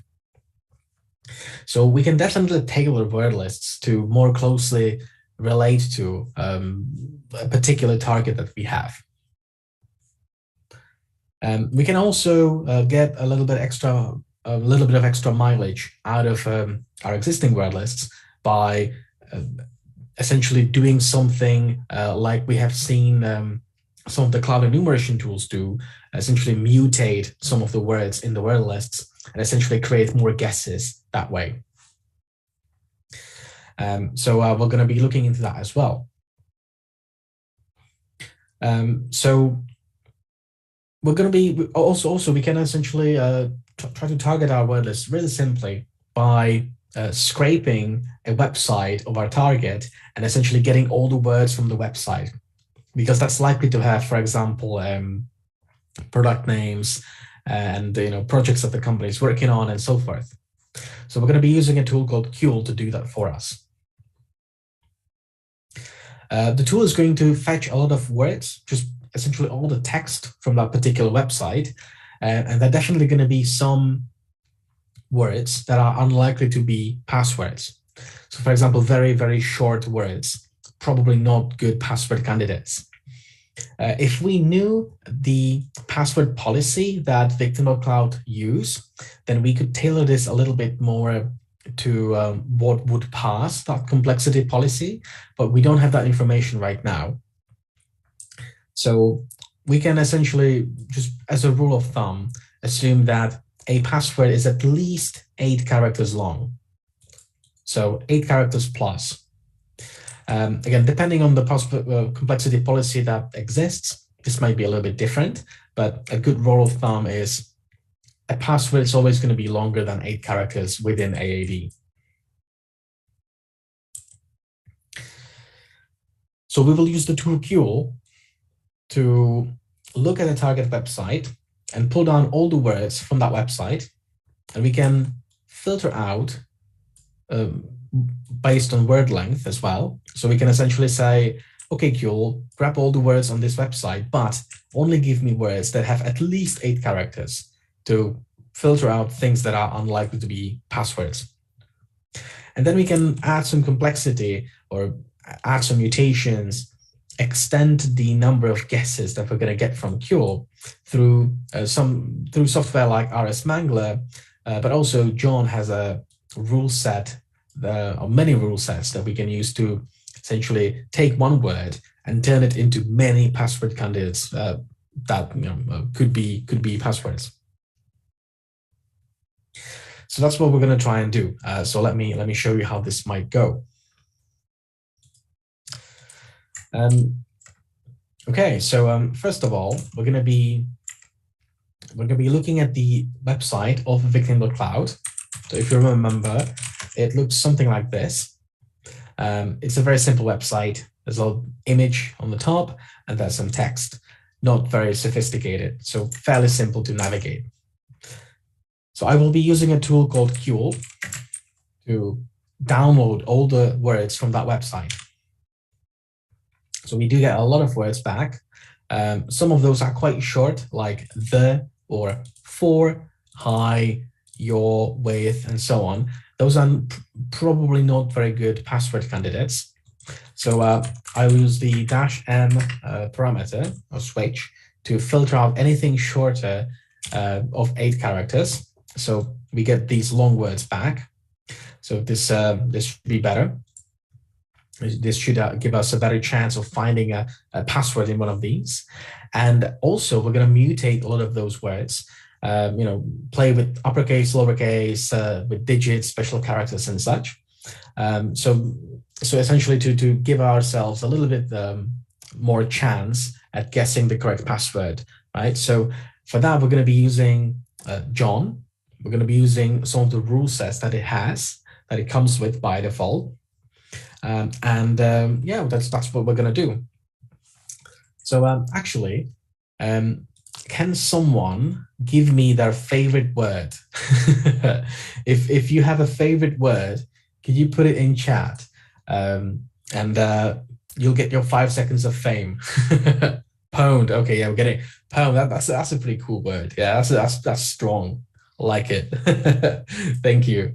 Yeah, so we'll be using the word pwned. For those of you that don't really deal with this, pwned is like it's like lead slang for hacking something usually. So yeah, pwned. That's a strong word. I like it.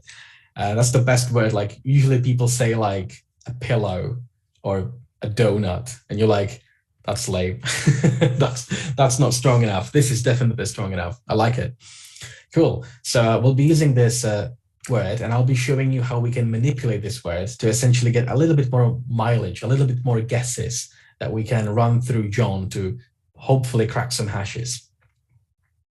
So I will be piping this word into John. So I'll type it into John. I'll tell it that I'm piping things into it, and I will run it through the call logic rule set and pipe things out again.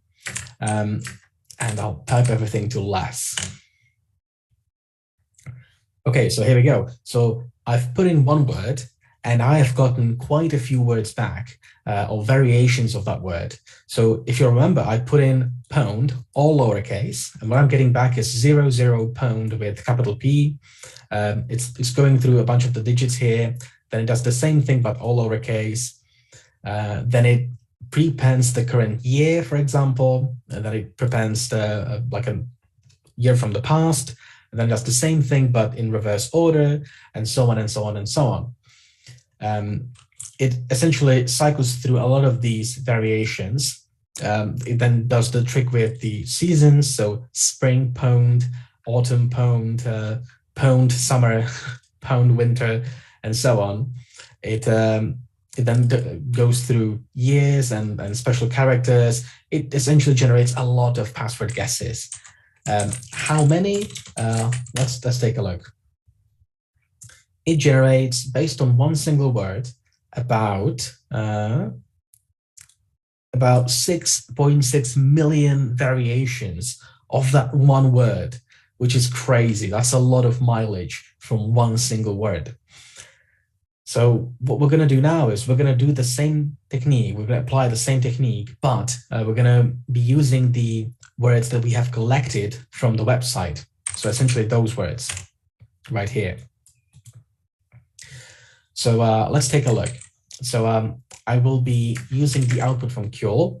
First off, I'll get rid of this header line because that's quite annoying. So I'll get rid of that. And I will pipe that through John to generate those password variations. So let me do that. And I will take the top, let's say 10,000. And I'll save it to a targeted word list, essentially. You could do the entire list, but remember, this is going to generate millions and millions of variations per word. So just be cautious. That file is going to be quite big. So that's why I'm taking only the top 10,000 lines from it. Okay, and here we go. So hopefully that has worked correctly. Yeah, we've got 10,000 words in this targeted word list file. I'll take a closer look at that. So yeah, essentially took all the words from the website, and it's doing the same things we have seen already with those words, those password candidates. So the only thing left for me now to do is to run John again with this new word list, and again, cross my fingers and hope. So well, let's see if I can do that. I'm going to feed it a word list from right here. Oops. Okay, so it's unhappy with me. Let me fix that real quick. No, sudo. Okay, here we go. Yeah, cool. So it loaded up the 20 password hashes that we were looking at before, and it knows that we still have 4 remaining hashes to crack. Oh, sorry, I messed up. Should be an equal sign here. Okay, here we go. Yeah, so it loaded up the 20 hashes. It knows we're still missing 4 of them, and it used this targeted word list that I've just created, and it successfully cracked the remainder of the hashes. So we have cracked passwords for these accounts: Louis, Robert, James, and most importantly, we have the password for Azure Audit account, which it says 39 solutions. Now, keep in mind that this password is probably, judging by the table name, from 2019. So maybe it has changed. Maybe it will require some post-processing. But first things first, let's just check it. It's probably the best way. That's probably the best thing to do. So let's see if that just works out of the box. And yeah, it does. Okay, awesome. So we can actually just log in as this account with this password here. And this gives us a lot of permissions because we are an auditor, and auditors typically can look and read pretty much anything they'd like. So that's pretty great. We're definitely gonna, this is definitely going to come in handy later on in the training. All right, so that's the last step essentially of the Azure AD exercises. We have achieved a point where we have gained access to a very high privileged account. Well, multiple really. We have the Key Vault admin, and now we have the auditor account as well. So we're quite happy. So that's pretty good. So what's left for us to do now is to, for me to provide you with some time to follow up on those commands and try this yourselves. And we're also approaching the lunch break, if I'm not wrong. So again, I think we can merge the lunchtime break and the exercise break. Given that the lunch break is already quite long, I'm thinking like 5 maximum of 10 minutes to do this exercise, plus the 90 minutes for lunch should be okay. Hopefully that's okay with everyone, because the lunch break is already quite long. So I'll put on 90 minutes for lunch, as I was told to do, plus the 10 minutes for the lab. So that brings the total to 100 minutes. And I'll see you then. And if you have any questions, if you'd like us to help you with anything, just let us know on Teams. I'm happy to talk about anything really, as a lot of you have been doing already. So yeah, always happy to chat. But yeah, I'll put on 100 minutes, and I will see you after the lunch break. So enjoy your lunch, and I will see you afterwards.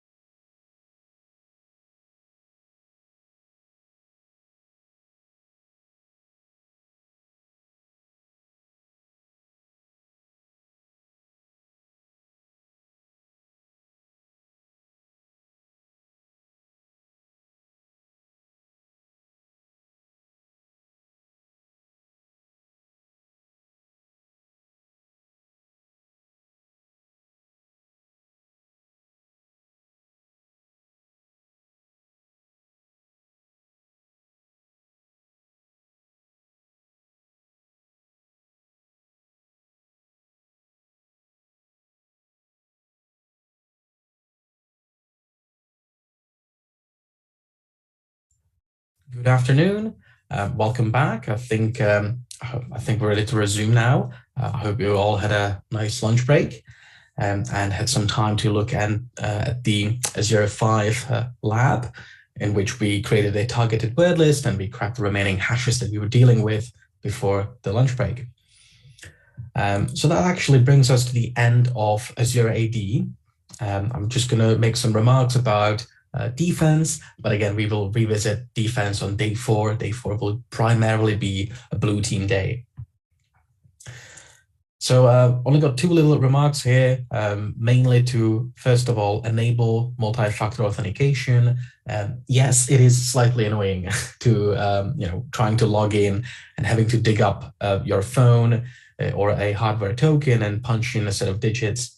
No one likes that, no one enjoys that, but it really does help prevent a lot of these attacks. Imagine if Bob's account had MFA enabled. Even though we would maybe get Bob's password, we wouldn't be able to actually successfully log in, right? If Bob had MFA. There are ways that you can deal with MFA. We have seen some relatively human level attacks. For example, if you know Duo, the multi-factor authentication app on your phone, we have seen, for example, attackers getting a hold of a user's credentials and then sending them a prompt on their phone through Duo, essentially saying, tap here to log in. And the user would say, well, this is weird, that's not me, and they would decline. And what the attackers would do is they would just continuously spam your phone with all those notifications until you essentially gave in and just said, yeah, accept, just go away. And as low tech and as silly as that sounds, that is actually quite effective, depending on what kind of user are you targeting. Like if they're not very tech savvy, that might, you might have some success with this technique. Multi-factor authentication also takes many different forms. We have seen a lot of sort of legacy processes where you get a text message, and we have seen those legacy processes being defeated quite well through SIM swap attacks and people porting someone else's phone number to essentially redirect phone calls and messages to a different place that the attacker can control, like their own device. So there are definitely better and worse MFA methods. The notification one on your phone is probably one of the best ones, or just using an OTP like mechanism where the code changes every minute. There's 6 digits to it, meaning there are a lot of combinations. So that's MFA. Again, if Bob had MFA, we wouldn't be really able to proceed with any of this. And the second note I'd like to make is to avoid password reuse. Again, I know that we all know not to do that, but I think, just statistically speaking, majority of people on this call do reuse passwords. Like we all do it. I know professionals that do it, and they work in InfoSec and cybersecurity, and yeah, everyone does it, or almost everyone does it. Obviously, you can make the argument that there are certain services that you don't really care about, and therefore you use like a bad password that you've been using for a decade. And that's a fair argument, but nevertheless, using something like a password manager is always a better option. All right, so that concludes the Azure AD section. I'd like to give a shout out to a couple of resources that you can visit to learn more about Azure AD and AD in particular as well. For example, Dirk Jan's website. This is the person who wrote the tool that we used when we were enumerating things, the road recon or road tools, as it's also called. Toolset that's done by this person, so check them out. If you're interested in sort of more in-depth Azure AD privilege escalation and just anything Windows domain related, it's a really good resource. And when it comes to Active Directory, the adsecurity.org blog is also very good. They have a lot of content from like low-level attacks, sort of old school attacks, to fairly new research. So yeah, I would also recommend that one. All right, but we're going to move on from AAD and we're going to move on to a next topic that's going to be in AWS this time. And we're going to be looking at a service called Cognito. So Cognito is a bit of a weird service, as we'll see. It essentially allows you to do two things. The first thing is it allows you to manage people. So it's essentially a drop-in user management component.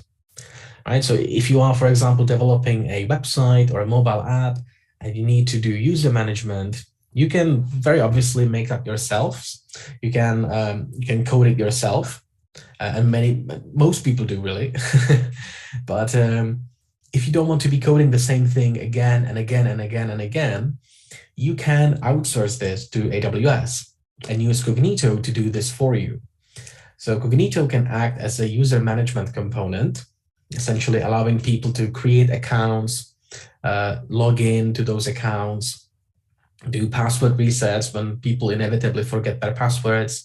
Cognito can also accept external identities. So all of those, log in with Facebook and log in with Google buttons, Cognito can handle that as well. So that's 50% of what Cognito can do for you, deal with user management on your behalf, which can, again, take some work off of your hands and make things easier for you. So that's thing number one. And thing number two is it can be used to provide temporary direct access to various AWS resources. So Cognito can essentially provide people with a short-lived token that they can use to talk to AWS, for example, to upload some data to a bucket or invoke a Lambda function or something like that. So those are the two things that Cognito can be used for. And you might think this sounds a bit strange. Why would Cognito be giving out access to AWS?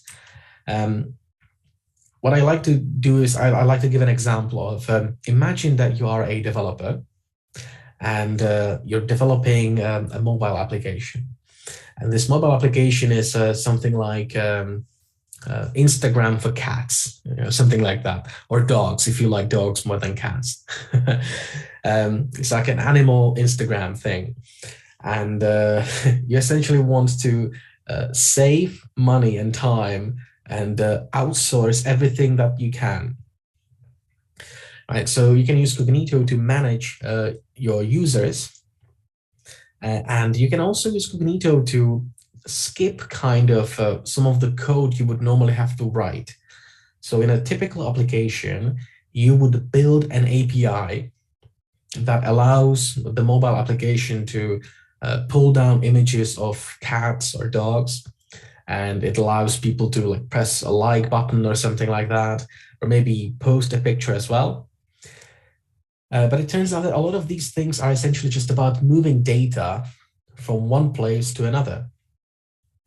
So what you could do instead is you could set up Cognito in such a way that when a person downloads the Instagram for Cats application, it automatically provides that user with a set of AWS credentials.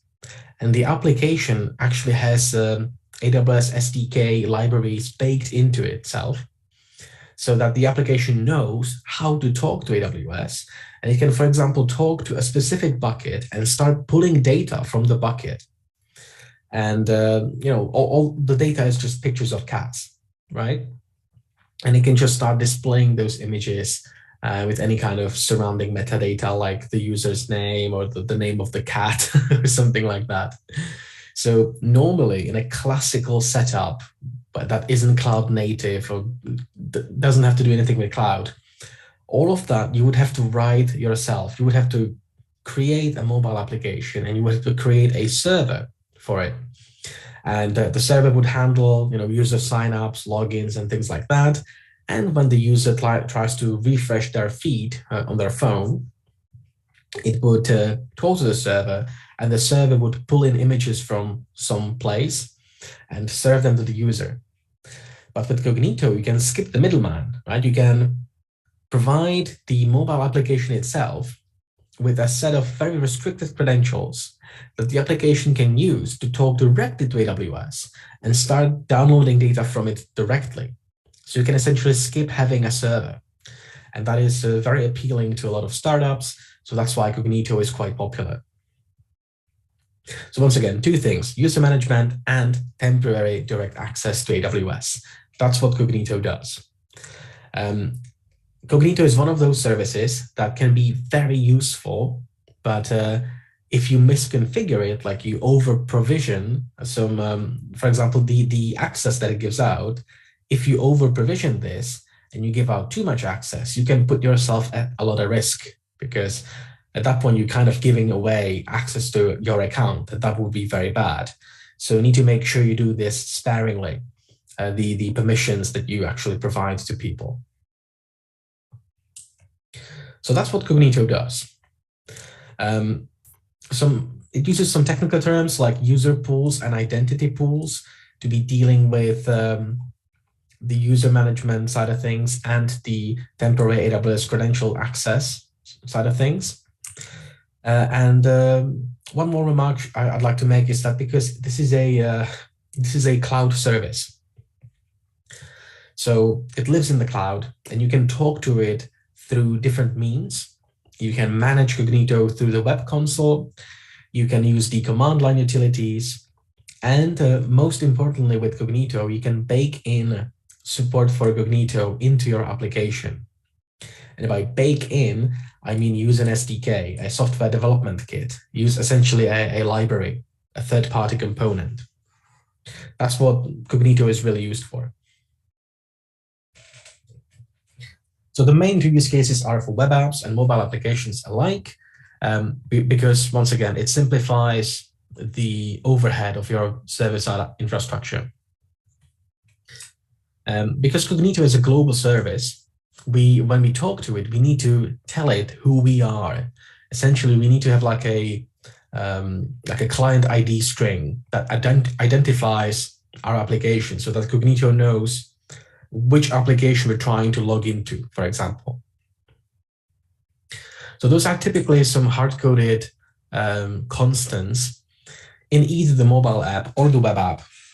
Those are not necessarily speaking confidential values, but they are necessary for Cognito to function. So we will essentially be hunting for those values, because that means we can use those values to talk to Cognito, for example, from the terminal, and to make it look like we're about to sign in to some application on the internet.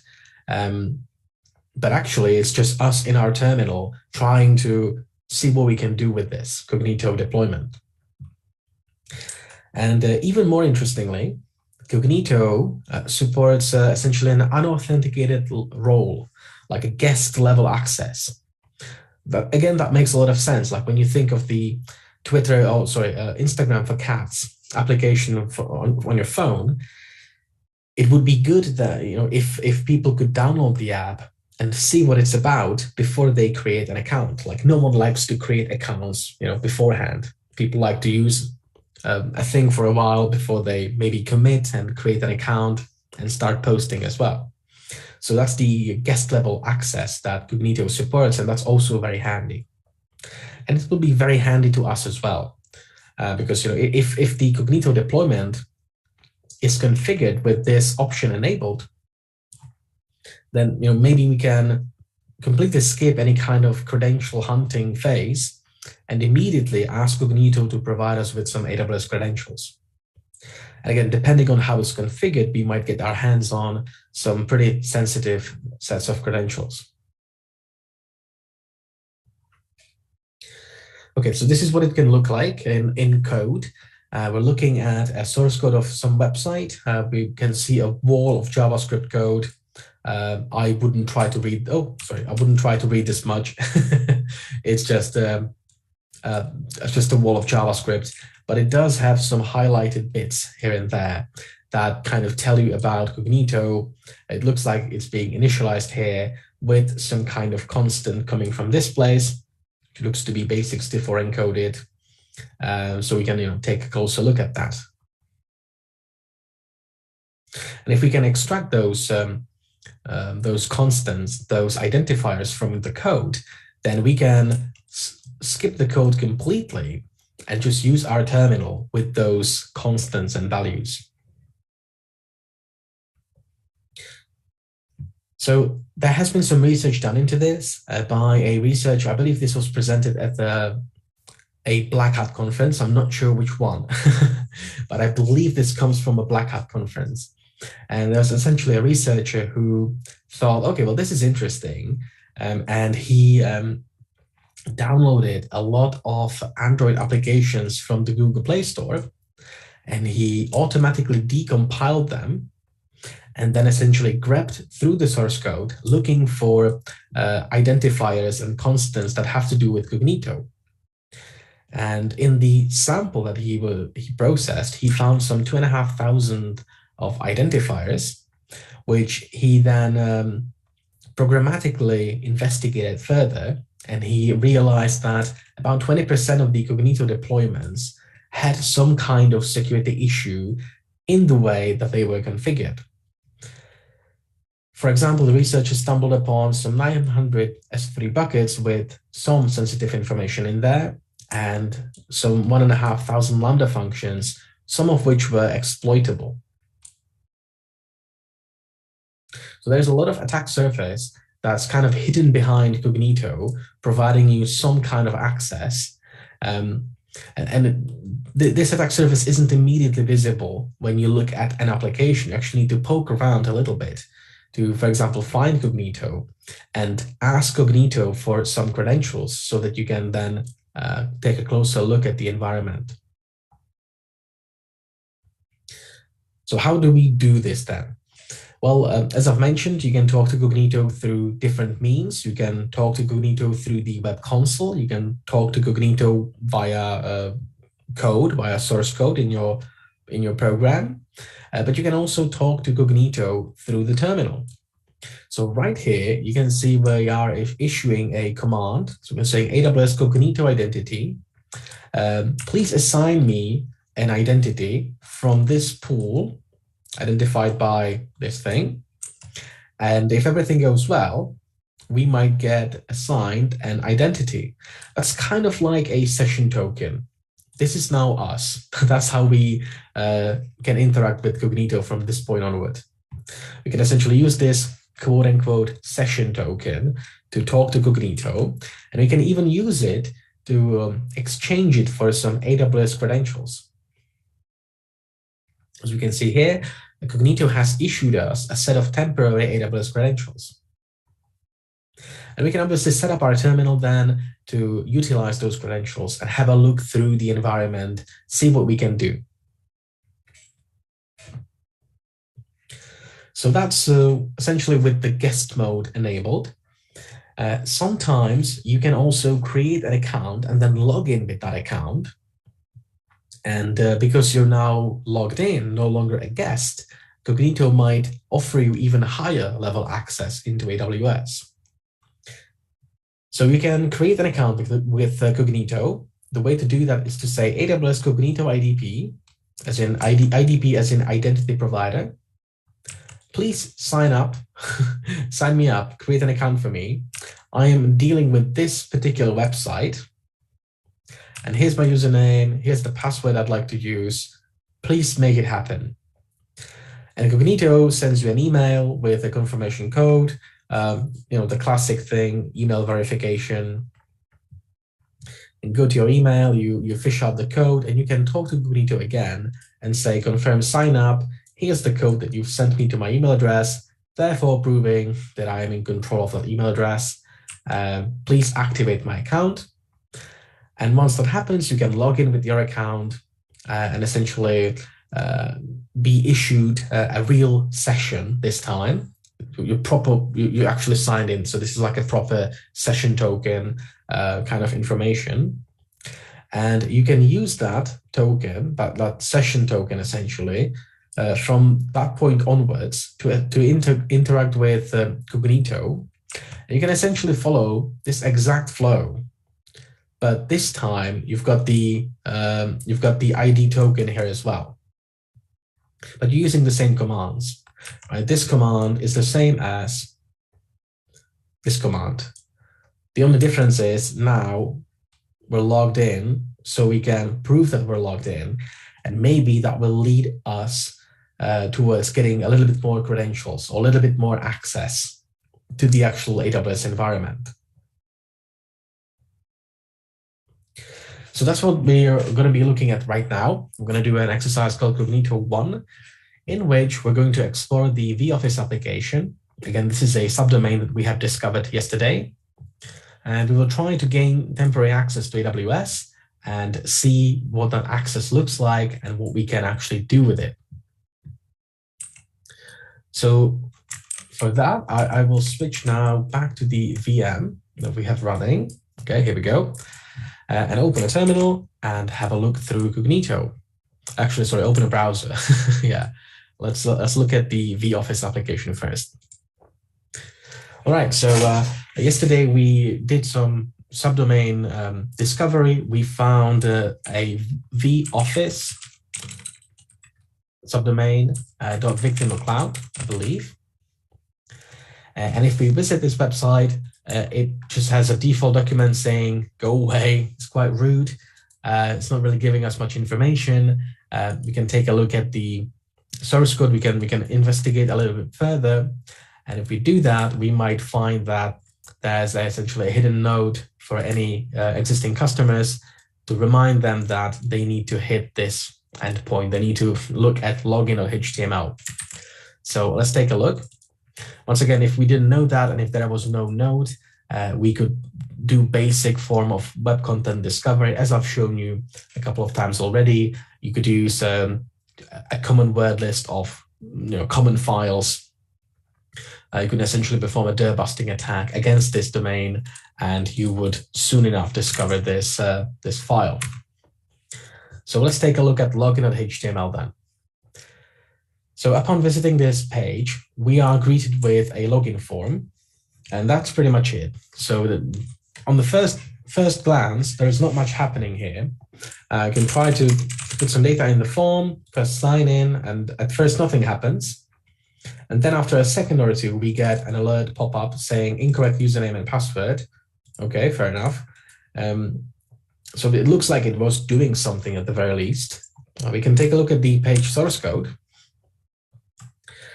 And we can see it pulls in a bunch of JavaScript libraries. We've got jQuery here, so nothing too amazing. We've got some AWS-related libraries here. We've got the Cognito auth library, some AWS SDKs, and so on.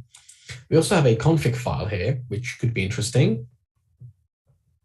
Scrolling down through the source code, we also see that that's the login form that we have seen. Member login, username, password field, a button. And apparently there used to be another button, and it used to be called sign up.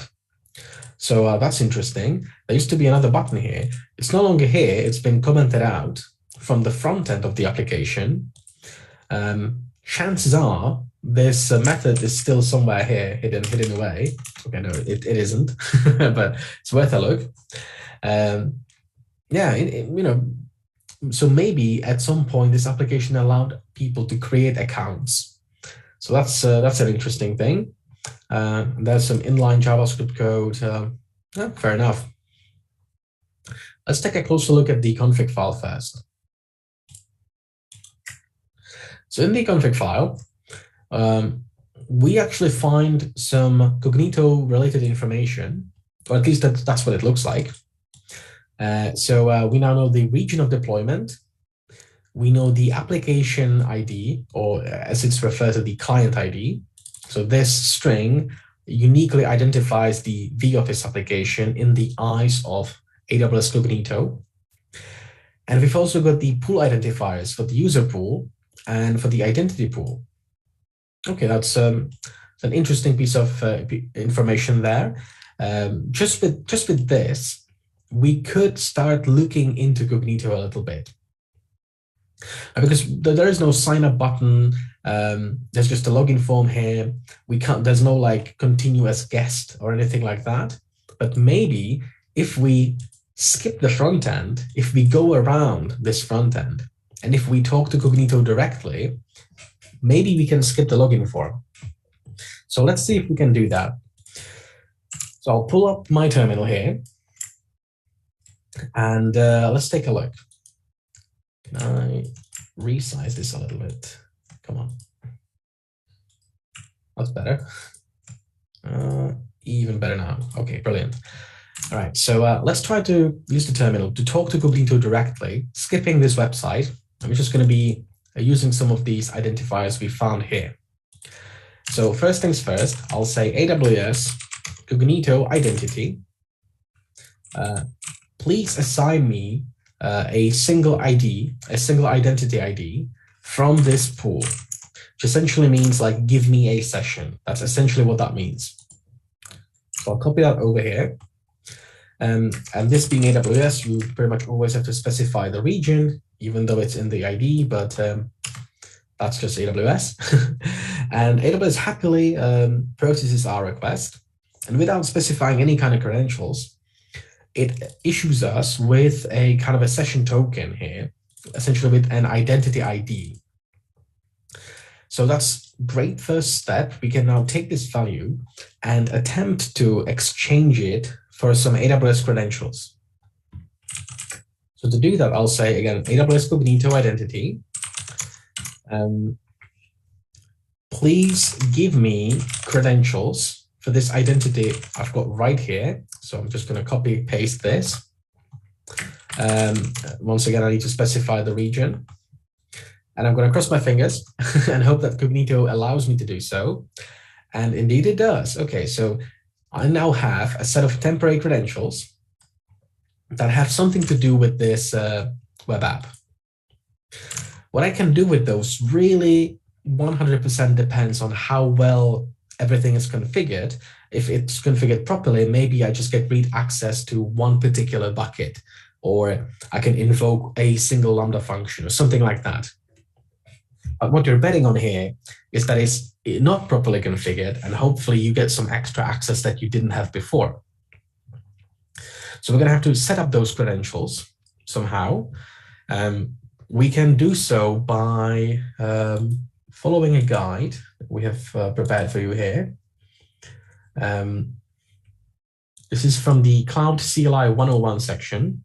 It's on the top of the, well, almost at the top of the menu here.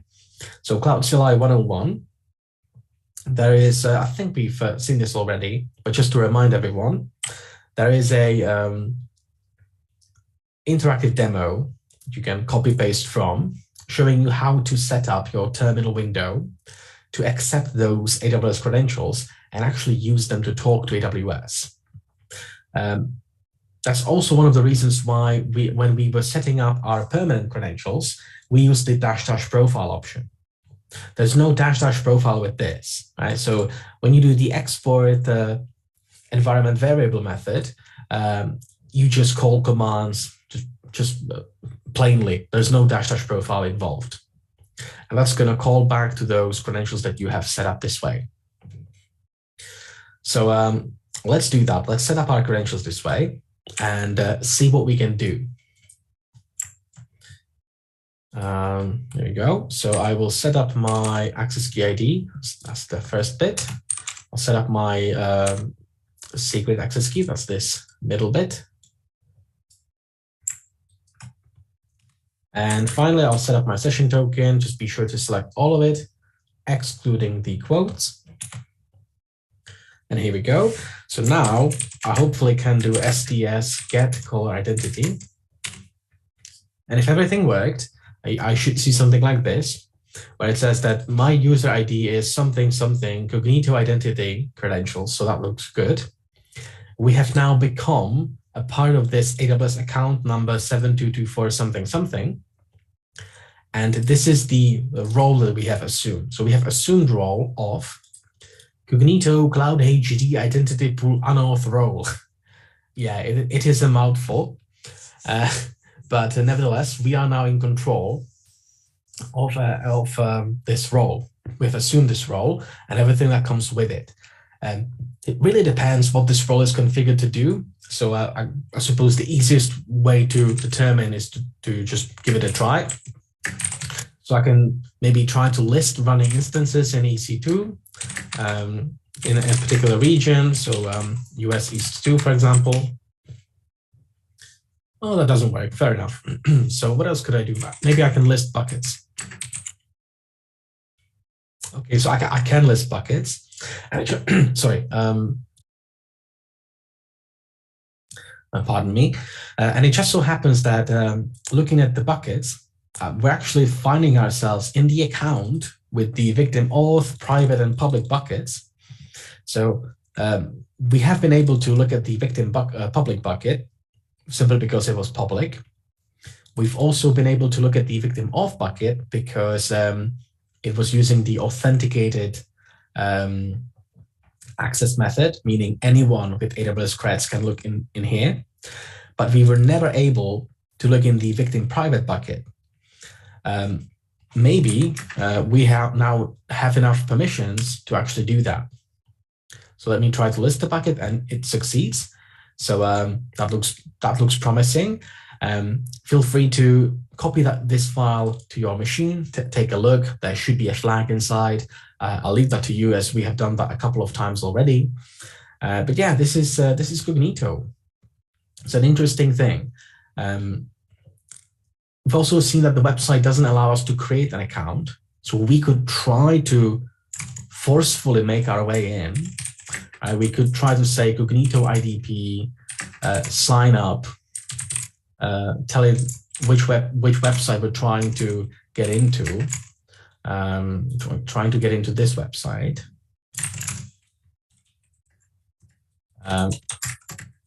Username, I'm going to say martin@notsosecure.com. Password. Region is US East 2. Okay, yeah, so we can't create an account, but it's definitely worth a try, right? Especially from pen testing perspective. When I see a website that has like visible elements that have been removed, this screams to me, someone removed this from the front end, but maybe they haven't removed it from the back end. So it's always worth a check. In this case, it looks like victim.cloud have successfully removed the sign-up operation or the action from the backend as well. So that's fair enough, but it's always worth a try. So we can't do that, but we were able to essentially use the guest level access, set up our credentials, and even get to some buckets that we couldn't have access before. Okay, so with all of that said, I think it's, I'm going to give you some time to look into this. The commands have already been shared with you, so you can have a look at that as well. And I'm going to put some time on the clock, let's say 10 minutes. And when we come back, we're going to continue with a new module. So good luck. If you have any questions, feel free to ask. But if not, I'll see you in 10 minutes.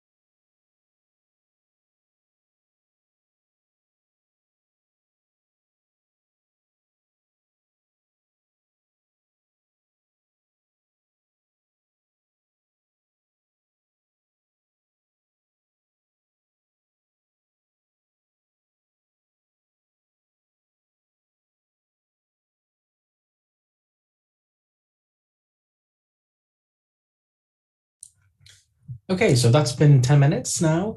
I can see at least 8 of you have completed the Cognito lab. If anyone would like a little bit more time, just please let us know, and I'll be happy to put some extra time on. But if I don't hear anything, I think we're going to continue. That is, yeah, unless I hear anything from or see anything in the poll, I mean. Okay, so that's Cognito. Yeah, Cognito is pretty weird when you think about it. It makes a lot of sense when you think of all the things you can do with it, but when you're first introduced to this concept, it does look pretty strange. But yeah, it can be a very useful offering. Okay, so let's continue then. So how do you defend against this? Again, this isn't really a problem with Cognito per se. It's more about how you configure Cognito. So first of all, you can decide that you do not want to be dealing with guest level access, right? You can disable unauthenticated access to the identity pools. So people would have to actually provide some credentials in order to even be issued an identity and maybe afterwards exchange that for some credentials. Also, you can limit the sign-up options, which has actually been done in this case, but it's not always done. Again, that really depends on the use case you're running. But I would say mainly the thing you have to really watch out for is making sure you don't provision too privileged credentials to people. Right, so that's Cognito then. Next up, I've got a section where I'm going to be walking you through some financial attacks and what can happen when maybe attackers get access to your cloud console and what they can do. So yeah, financial attacks. I feel like the name for this kind of attack is kind of unfortunate. I've had delegates come to me and say, well, you know, attacks cost me money. Aren't all attacks financial? And I mean, yeah, to an extent, yes. But this is a specific class of attacks, a specific thing that adversaries can attempt to do to your environment that can essentially the goal is to make it cost you money. That's pretty much the end goal here, to yeah, just be a real nuisance and cost you a lot of money.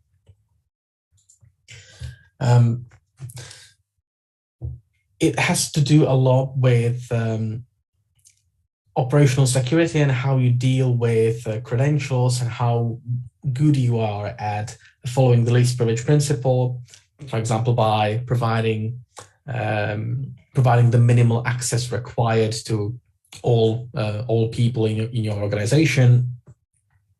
But even if you do your best, sometimes things are kind of stacked against you. For example, in AWS, there is this managed policy. We'll talk about what managed policies are and who prepares them and so on. We'll talk about that in a upcoming module.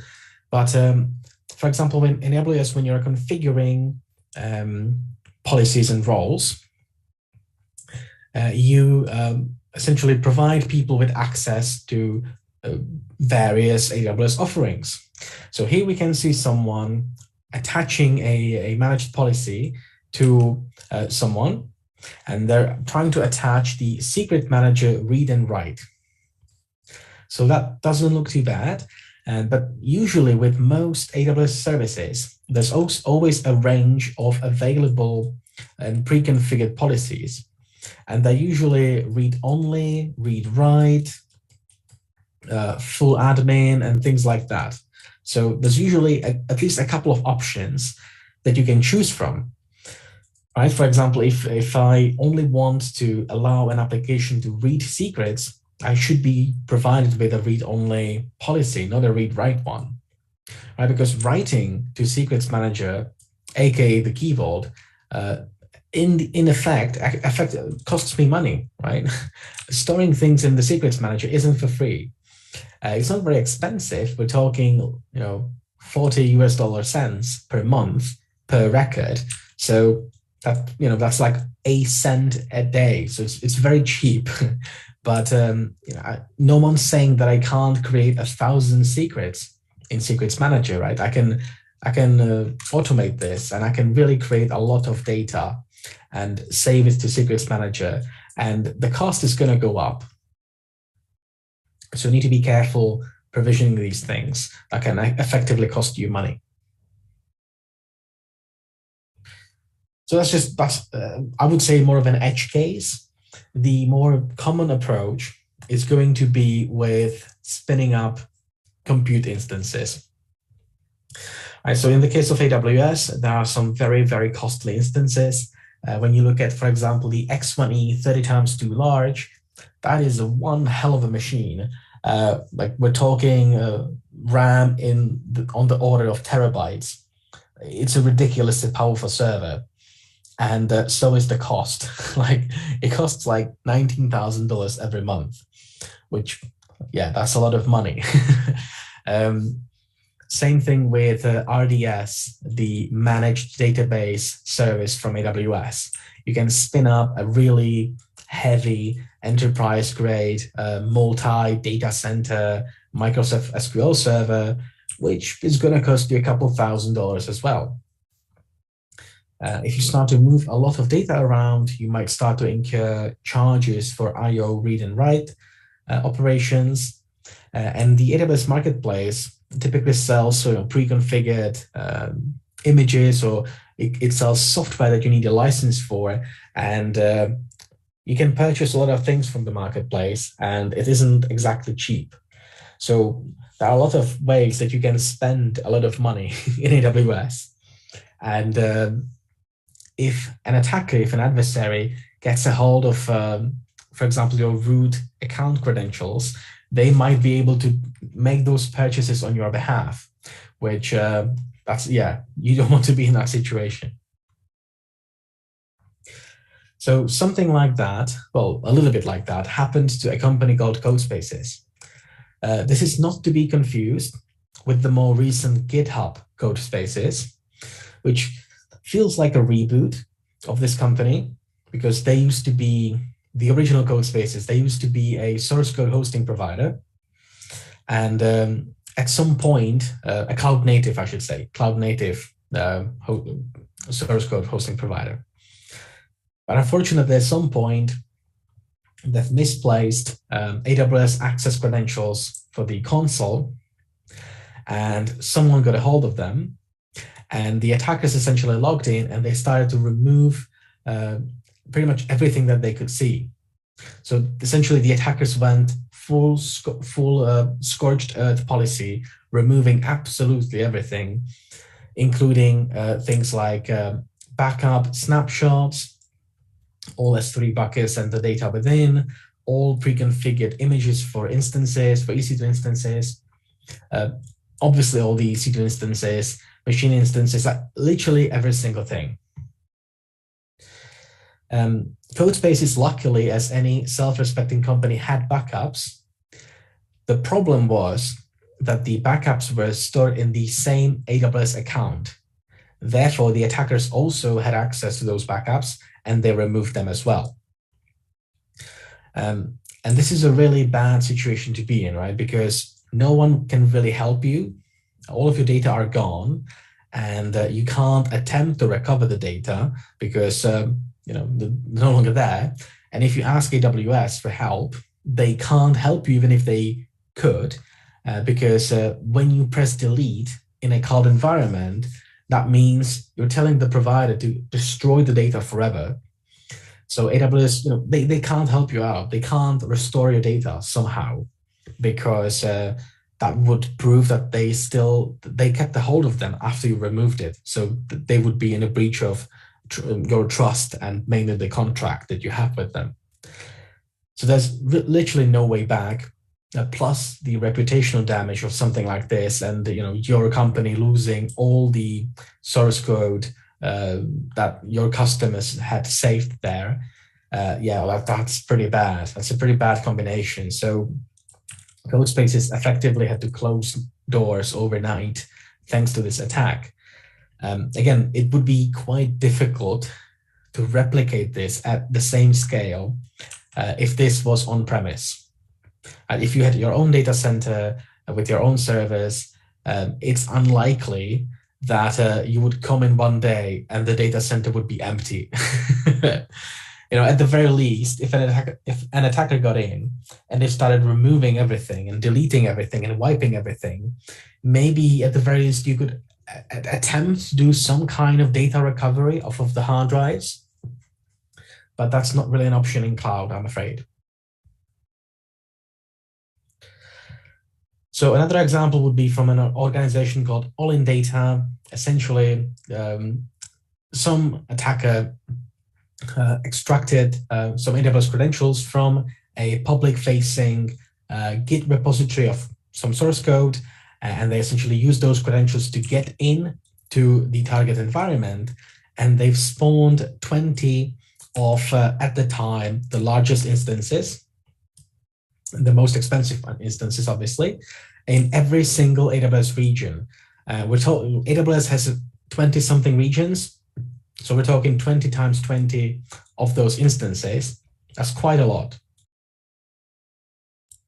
The average cost apparently reached something about $20,000 every day. So yeah, you're burning through a lot of money very, very quickly, which is, yeah, not something you want to be on the receiving end of. And just to show you that even the big companies can fall victim to this, once again, with Tesla, someone got a hold of administrative credentials. They got in, they installed some cryptocurrency mining scripts, and were happily mining crypto until they were detected. So yeah, these things happen to big companies as well. And you're sensing a common theme here. All of those stories begin with an attacker got a hold of some console credentials, right? From whichever place, be it a GitHub repository or a vulnerable place. It all stems from a company using quite high privileged accounts and misplacing the credentials. So what can you do to not fall victim to this? Well, apart from following the least privilege principle and not rotating your keys frequently and things like that, one thing you can do, and we will talk a little bit more about this on day 4, is to set up budgeting and billing alerts, right? So after you've been using your cloud environment for a couple of months, for example, you probably have a pretty good idea of how much money do you burn through every month. And based on that, you can make a prediction. You can set a billing alert saying, if we're getting close to burning our monthly budget and it's only been a week, then clearly there's something wrong. So we need to be informed. We need to get an email, get a push notification on your phone or something like that, so that you can log on and review what's going on. Could be a legitimate peak in traffic, but it also could be something nefarious. We'll talk a little bit more about billing alerts and budgeting on day 4, but yeah, just wanted to showcase that. Okay, so that brings us to the next module, and this is a big one. This is a pretty big one. We're going to be talking about IAM, or Identity and Access Management. So IAM is really a centerpiece to your cloud existence. It is very important to get everything right, because it's the one place that controls what people can do in your cloud environment. So IAM essentially controls who, so for example, people, groups, roles, has what kind of access to which resources. All right, so for example, John, the senior developer, has full access to spinning up EC2 instances, but Tom, the junior developer, can't do that, right? Tom can list running instances, but Tom can't spin up new instances.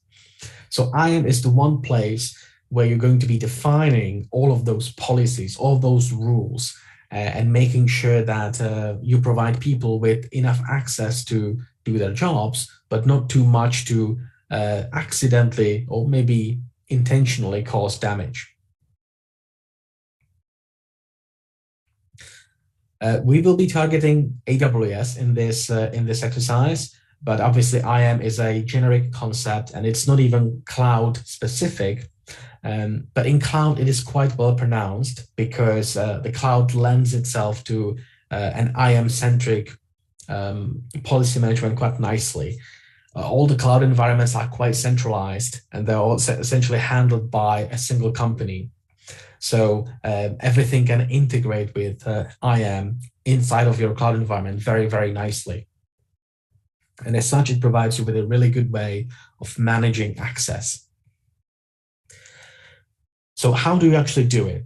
From this point onward, we're going to be talking about AWS specifically, but most of these concepts transcend AWS, and you can do something very similar in Azure or GCP as well.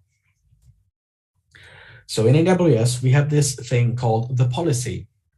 There are different types of policies. There's a total of 7 of them. We're listing some of the most common ones here on the slide. When it comes to the types of different policies, on the left-hand side, actually, I'm going to draw a line here with a different color, ideally. I don't know if there's a shortcut for changing the color. Okay, yeah, like this. This is better. So I'm going to draw like a little line here. And things on the left, so these resource-based policies and identity-based policies are going to be the most interesting ones to us because those essentially allow you to do things. Almost everything else on this slide, like permission boundaries, session policies, organizational service control policies, they limit you to a subset of things that you can do. Right, so these 2 policies, they add permissions. These policies take permissions away, essentially.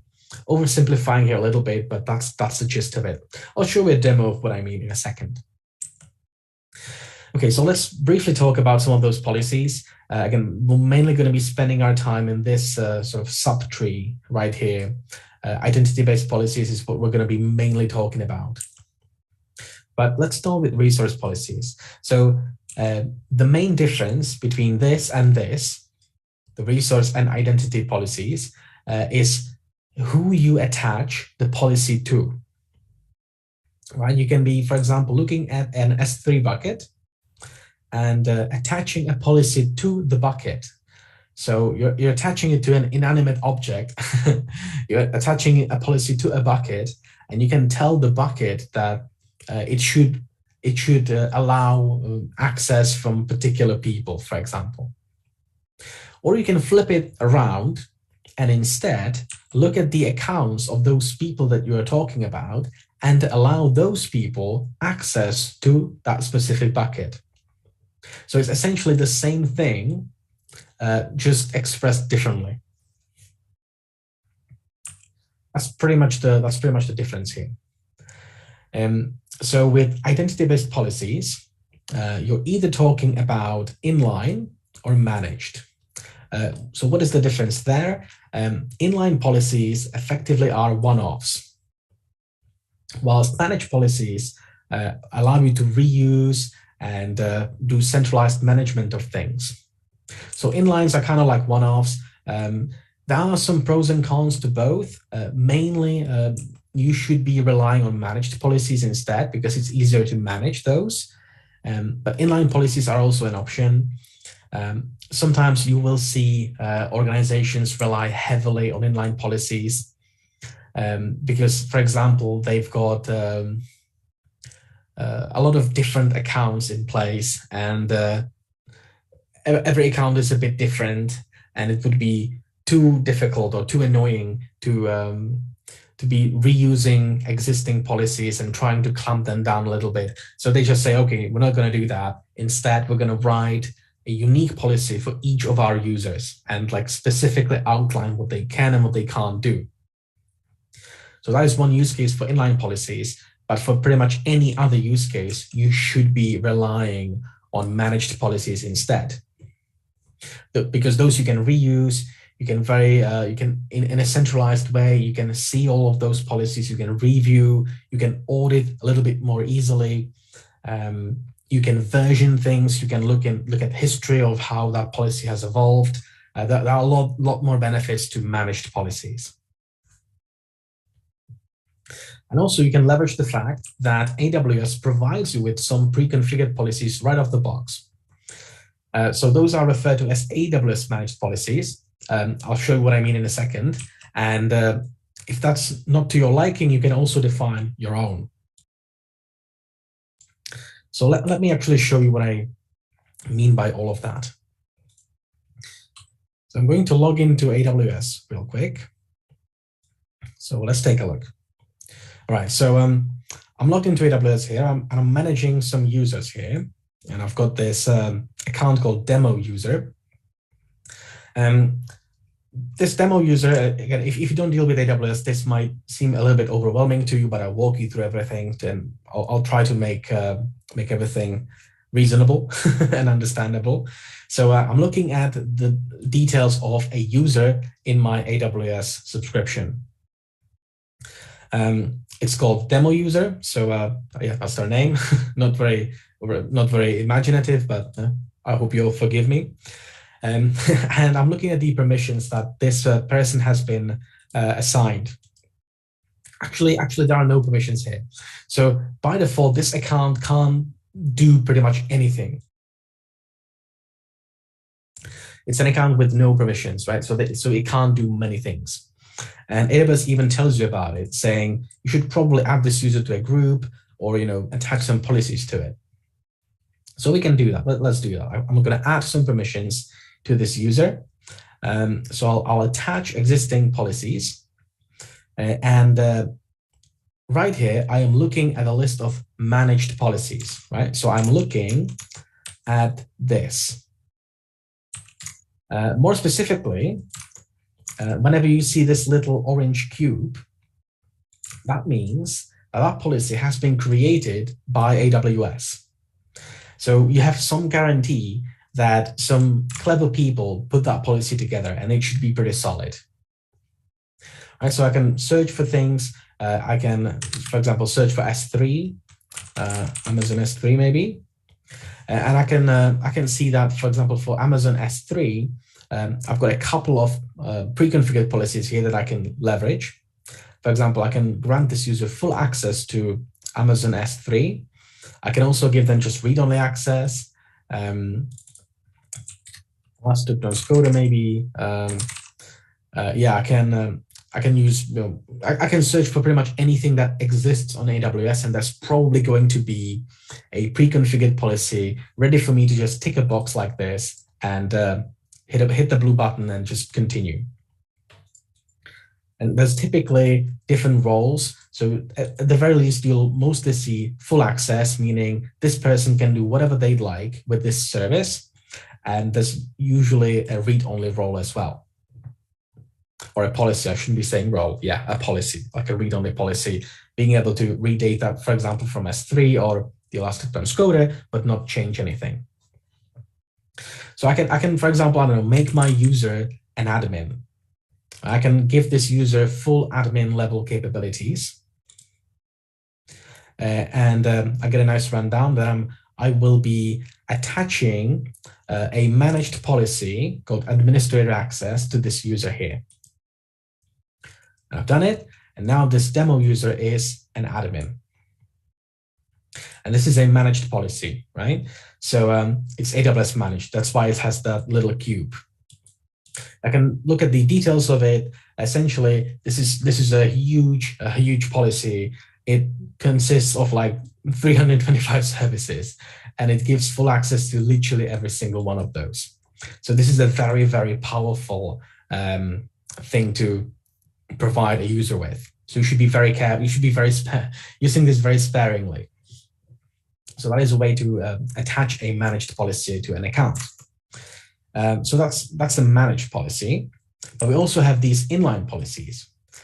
So those are kind of like one-offs. For example, this admin level access, this administrator access, I can attach this to as many people as I'd like. Even if I created this myself, I could still attach it to groups and users and roles, and I could recycle this policy again and again and again. However, when we talk about inline policies, I can't do that. Inline policies are essentially one-offs, right? So I can attach an inline policy to this user as well. For example, I can give them access to IAM. I can give them full access to IAM and essentially allow them to do anything they'd like in IAM. This is a one-off, right? So I need to call it something. So I'll say demo user full IAM access policy, something like that. And there I go. Cool. So this is an inline policy. So this is a one-off. I can't attach this to anyone else. I mean, I can. I'd have to recreate this. So I can't reuse this easily. It's a one-off, essentially. If I remove this user, this inline policy will go with it, and it will disappear forever as well. So I should be careful with that. These inline policies are also a little bit harder to detect, especially if you're using some automation like Terraform. It could be a little bit difficult for it to determine these policies, because with managed policies, you can, in the menu, you can go to policies right here, and I can search for things, right? So I can search, for example, for the, what policy did I give myself? I gave myself the admin policy, didn't I? Sorry, one second. Demo user, where are you? Here you are. I gave myself the administrator access policy. Yeah. So I can look at managed policies and filter by any policy I'd like. If I can get rid of the white space at the end. Yeah, and I can see those policies and the uses, right? So I can see that this policy in my account is attached 4 times, and it's even used as a boundary. We'll go into boundaries in a minute, but yeah, I can see how many people are using these policies. So I can get a very nice overview right here, but I can't do that with inline policies. They're kind of, I don't want to say hidden away, but they're definitely a little bit more difficult to enumerate on a global scale. And all of them are one-offs, right? So you can't, every single one is custom. So it can be a bit difficult to work with these. So I'm just going to get rid of those for now. And this as well. Okay, so those are identity-based policies. Again, I've shown you a demo with a user, but might as well have been a group or a role as well. So those are the ways that you can add policies to, or add permissions or add capabilities to accounts, groups, resources, and so on. But you can also take away some of the permissions that these people have, right? So you can be dealing, for example, with permission boundaries. Permission boundaries are pretty interesting. Let's actually take a look at this demo user right here. So for this demo, I will set up some credentials here. Just call it demo. I'll set up quickly generate an access key for myself. And you see it's giving me a nice warning saying never show this to anyone. So yeah, don't look.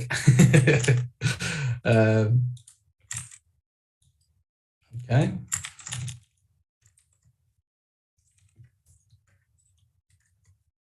Make sure it worked. Okay, yeah, it worked. I'm logged in as this demo user account right here. So let's see what I can do. For example, let's try to list buckets. Yeah, I probably need to use the correct profile here. Let's try to list buckets, and I can't do that, right? I'm not allowed to do that. So if I wanted to allow this user to do so, I could provide them with, for example, S3 read-only access or something like that. Yeah, this one. So this managed policy would allow this user to read buckets and contents and list everything. So once this is attached, it might take a couple of seconds to sort of bubble through, but you can see already I can list buckets. Maybe I can even look inside of them and list the objects within. Yeah, Okay, yeah, so this user can now interact with S3 to some extent. Actually, let's make this, let's be bold, and actually let's make this user an admin. And I'll show you what a permission boundary can do. So I'm going to make this person an admin. Maybe I'll say read only.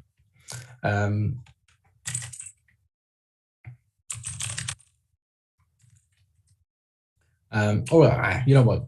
I'll be bold. Let's make him an admin. Why not? So this person is now an admin, meaning that they can list buckets just as before. It might actually take a second for it to bubble through. These changes are fairly quick to bubble through the entire AWS chain, but sometimes they do take a second. So okay, we're back. We can now list buckets. I can maybe list running instances, describe instances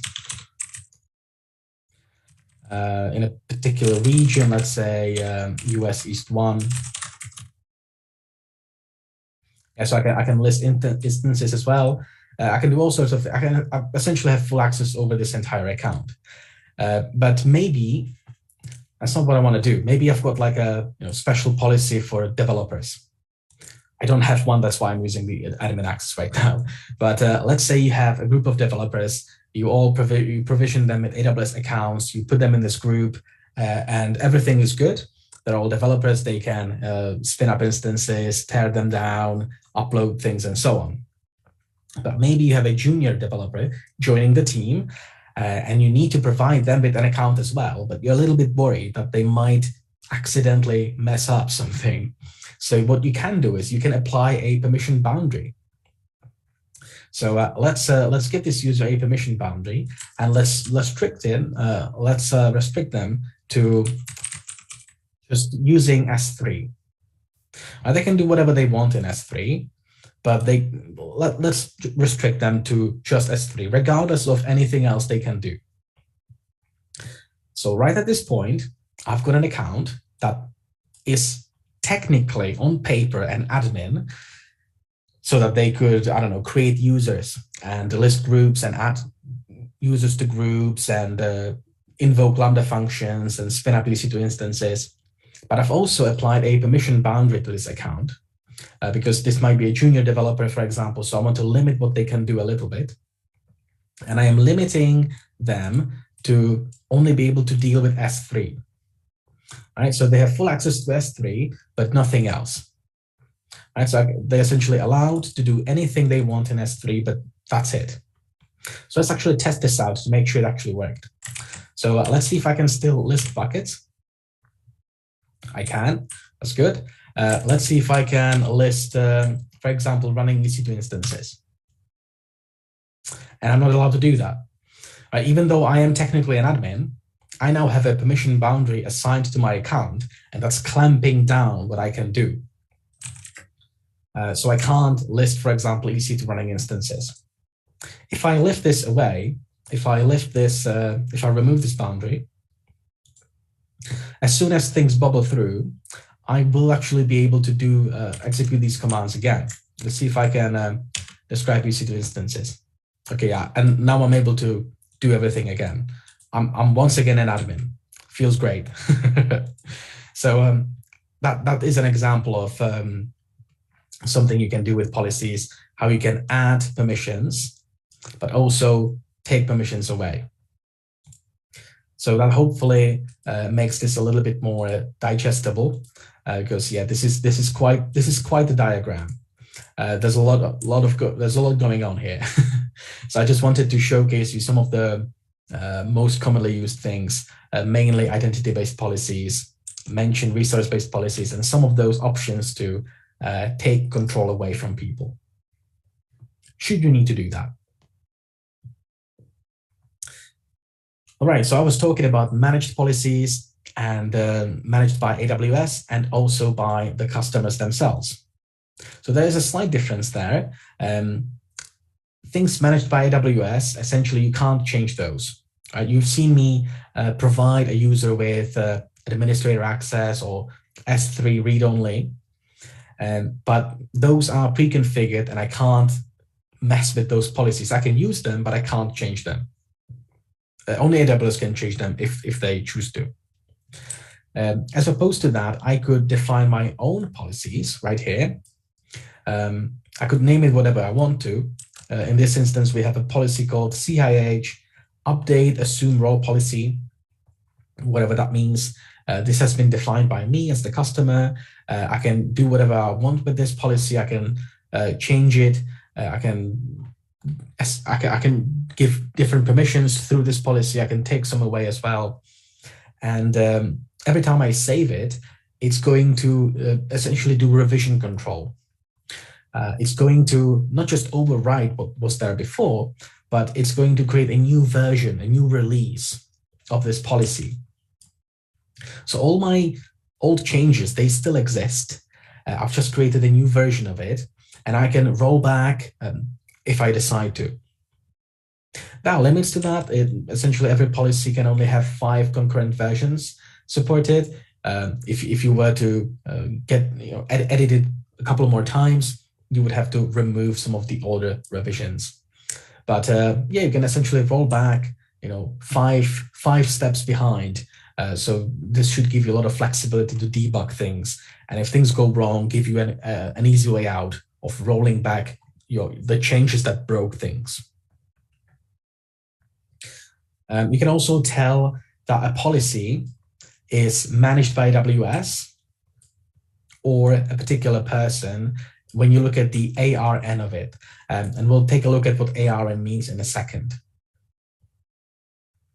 Before we do, though, I've been talking a lot about policies. So if you'd like to imagine what a policy actually is, it is this. This is a policy. It's just a little bit of JSON. That's pretty much all that it is. It's a JSON object, essentially. It has some fields like version of the policy language that you're using, and then a series of statements. And those statements can either allow or deny a particular action across some resources.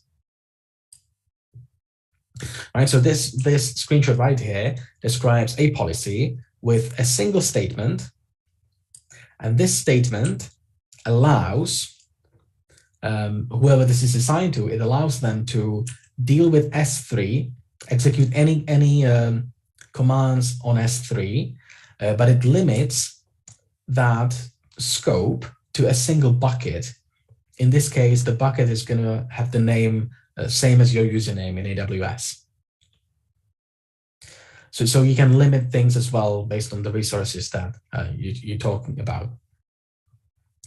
So JSON is typically quite flexible. However, in this case, some things are quite rigid. So especially the keywords like version and statement and SID, those are case sensitive, and you need to spell them out exactly like you see here in the screenshot. If you were to, for example, go uppercase, this would be an invalid policy, as you can see here on this error message. Right, so it says the policy contains following error. We don't know what statement in all caps means because, yeah, this is case sensitive. So I've mentioned ARNs. So ARN is essentially a globally unique identifier, and pretty much every single thing that you have in AWS, from a user to a group to an S3 bucket to a policy or a role, like every single thing has an ARN. That's how you can address things. It consists of a couple of elements. So it always starts off with ARN. Then it has something called a petition that's normally going to be AWS. That is, unless you are in China, where it's going to say something different. And unless you work for the US government, but it's going to say something different. But 99% of the time, the petition is going to say AWS. Then it goes down by the service, maybe a particular region, an account ID. If you're dealing with a resource which is global, that is not tied to your account, this might be empty. And finally, there is some identifier of the particular resource you're talking about. So to give you an example, right here, we have two ARNs, and they deal with AWS, and they deal with the S3 service, and the rest is empty because S3 is a global resource, and they deal with a bucket called NSS user, and then there are some special characters at the end, and we're going to break that down on the next slide. So it would be quite annoying if you had 100 buckets and they all just differed in like a digit at the end. You know, if you had 100 buckets that were called the same thing and there was just a number at the end, it would be quite annoying to having to list all of those buckets in every single policy you have. So you can use wildcards like an asterisk for any combination and any number of characters that follow, or a question mark for one single character. So to drive this point home, we actually have an example here. We've got a policy right here, and this policy targets a particular bucket, and the bucket has to be called NSS-resource-element, and then there's an asterisk. So this works on element A, element B, and also element ABC. Right? It doesn't matter how many characters follow, the asterisk will happily sort of eat up all of those buckets, and therefore this policy will be applicable to all those three buckets. On the other hand, if we take a look at the same situation, but this time we use the question mark, we will only be able to address buckets that have one letter following the NSS resource element bit.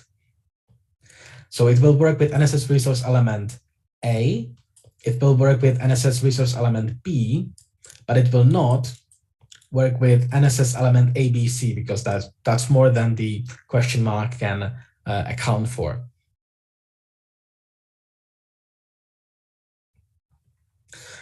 Right, so far we have been talking about the policies and that they essentially contain a list of permissions and they can be restricted for a particular resource. I've even shown you how you can do some advanced things with wildcards, but that's all good as long as we are attaching these policies to people targeting resources. But that only gets us here. That means we live here. But when we want to be attaching policies to resources, we need to flip the approach on its head, so to say. And instead of specifying resources, we might find ourselves specifying people or groups and so on. So that's where the principal element comes in. And this is something that you're going to be using in resource-based policies, essentially attaching a policy to a bucket and telling it these identities or these principles can access you, no one else can, for example. So this is something you will see on resource-based policies, and that's how you can tell what you're dealing with. You can't have the principal element on a policy that you're going to be attaching to people or groups or roles, because that makes no sense. You are expressing the relationship between the policy and people by attaching the policy to people. You can't also list it in the policy itself. That would make no sense. But for example, for S3 buckets, you have to provide it essentially. So we can see here, this is on the right-hand side, this is a resource-based policy applied to a particular bucket, which allows this particular user to list the bucket. But the same thing wouldn't make sense to have in a identity-based policy, right? We could do without this and just attach it to that particular user instead. The policies support quite a lot of features. You can even have some conditional access and conditions defined as to where these policies do apply and when do they not apply. This is going to come in really handy in one of the following exercises. So I'm going to keep this. I'm going to keep this in my back pocket for now, and we're going to revisit this when we get to the exercise, because this is already a lot of theory. And yeah, this is the killer. This is the big, this is the big diagram. This is how AWS evaluates policies. As you can see, it's quite involved. It is quite complex. So I will do my best to break this down and make it as easy to understand as possible. In order to do that, I'm going to cross some bits out so that we're not focusing on those bits, make it a little bit easier to understand. But they're still there for completion. Right, I'm going to, and I'm also going to ignore all of this. Just to make it a little bit easier to digest. You can see how easier it's already getting. We're not going to be focusing on those two bits. Instead, we're going to start on the top left, right here. And essentially the way AWS evaluates everything is it looks at all the policies that there are. And if at any point, when you're trying to do something, if there is a line somewhere that says, no, Martin can't do this specific thing, that's called an explicit deny. If ever there is such a situation going on, then immediately I am prevented from doing that particular action. So if I'm explicitly not allowed to do something, that always takes precedence over anything else. So if you say Martin can't access or Martin can't ever list buckets, it doesn't matter what else is going on because it will always take precedence and I will not be able to, for example, list buckets. And then there's something about organizational service control policies. We're going to skip this for now. It's essentially kind of like the permission boundaries, but on a more global level. We're going to skip this for now. I'm happy to chat about it if you'd like, but to make, for this to make sense, we don't need to talk about it right now. So next up, we have the resource-based policies, right? So next up, if we are not explicitly banned from, for example, accessing a data from a bucket, what happens next is AWS looks at the bucket that we want to talk to and checks whether there are some resource-based policies on that bucket.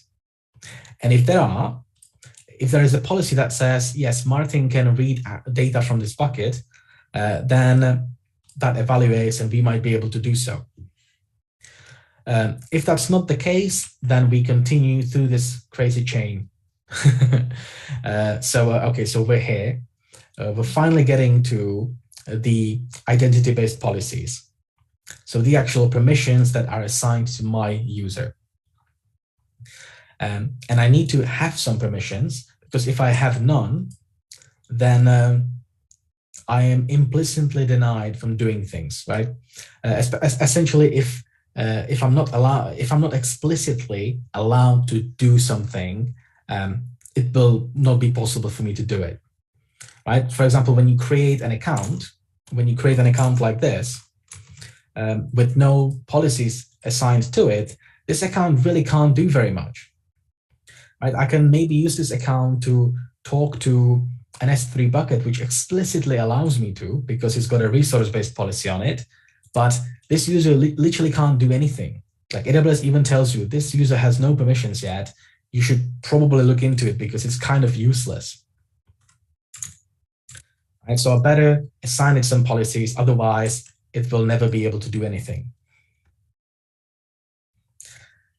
So yeah, if I'm trying to list a bucket, for example, and I have the ability to do that, if I've got, for example, S3 full access, or at the very least like S3 read-only, then I have a good chance that I will be able to perform what I'm trying to perform.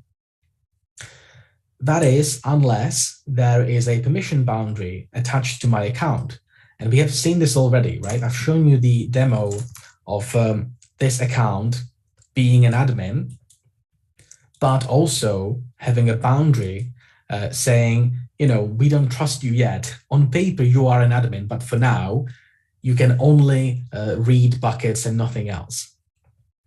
So that is another thing that AWS looks at and makes sure that there are no boundaries that would be limiting you in doing what you're trying to do.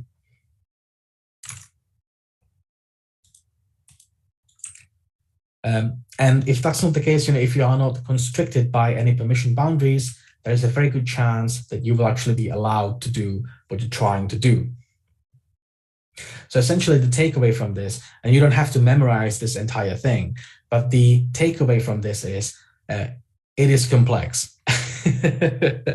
As you can see, it's quite involved. And there are a lot of moving parts here. And yeah, we will revisit this should we need to, but I just wanted to show you how things work. And I am a person that likes to learn by examples, so I'll show you a couple of examples, and we're gonna hopefully get some intuition for how this entire thing works. So what we're looking at right here is, on the left-hand side, a policy attached to a bucket, which says this user called POC, they are allowed to list this bucket. And on the right-hand side, we have a policy that says whoever this is assigned to, they are not allowed, they're denied from listing S3 buckets. So they're essentially, they're explicitly denied from doing something. The resource would be okay with it, but whoever has this policy attached to them is explicitly denied. And the result would be, if we were this user, we would not be able to list this bucket. So, because even though the bucket is okay with it, we have an explicit deny. And if you think back to this diagram, that's the very first step. If there ever is an explicit line that says I can't do something, that always takes precedence. Okay, so explicit deny always wins. What about implicit deny? So in this instance, we have a brand new user. And as you can see, they have no permissions attached to their account. So out of the box, they can't do anything. And we also have a bucket here. And this bucket says that this user is allowed to list this bucket. So what do you think is going to happen? Well, we have a user with no permissions and listing a bucket that allows you to list the bucket. So what do you think is going to happen? This is going to go through, right? Because there's nothing explicitly telling us we can't perform this action. And the bucket is quite okay with us accessing it. So this is called implicit deny. And because the bucket was okay with us doing what we were trying to do, it goes through anyway. So that's the difference between explicit and implicit.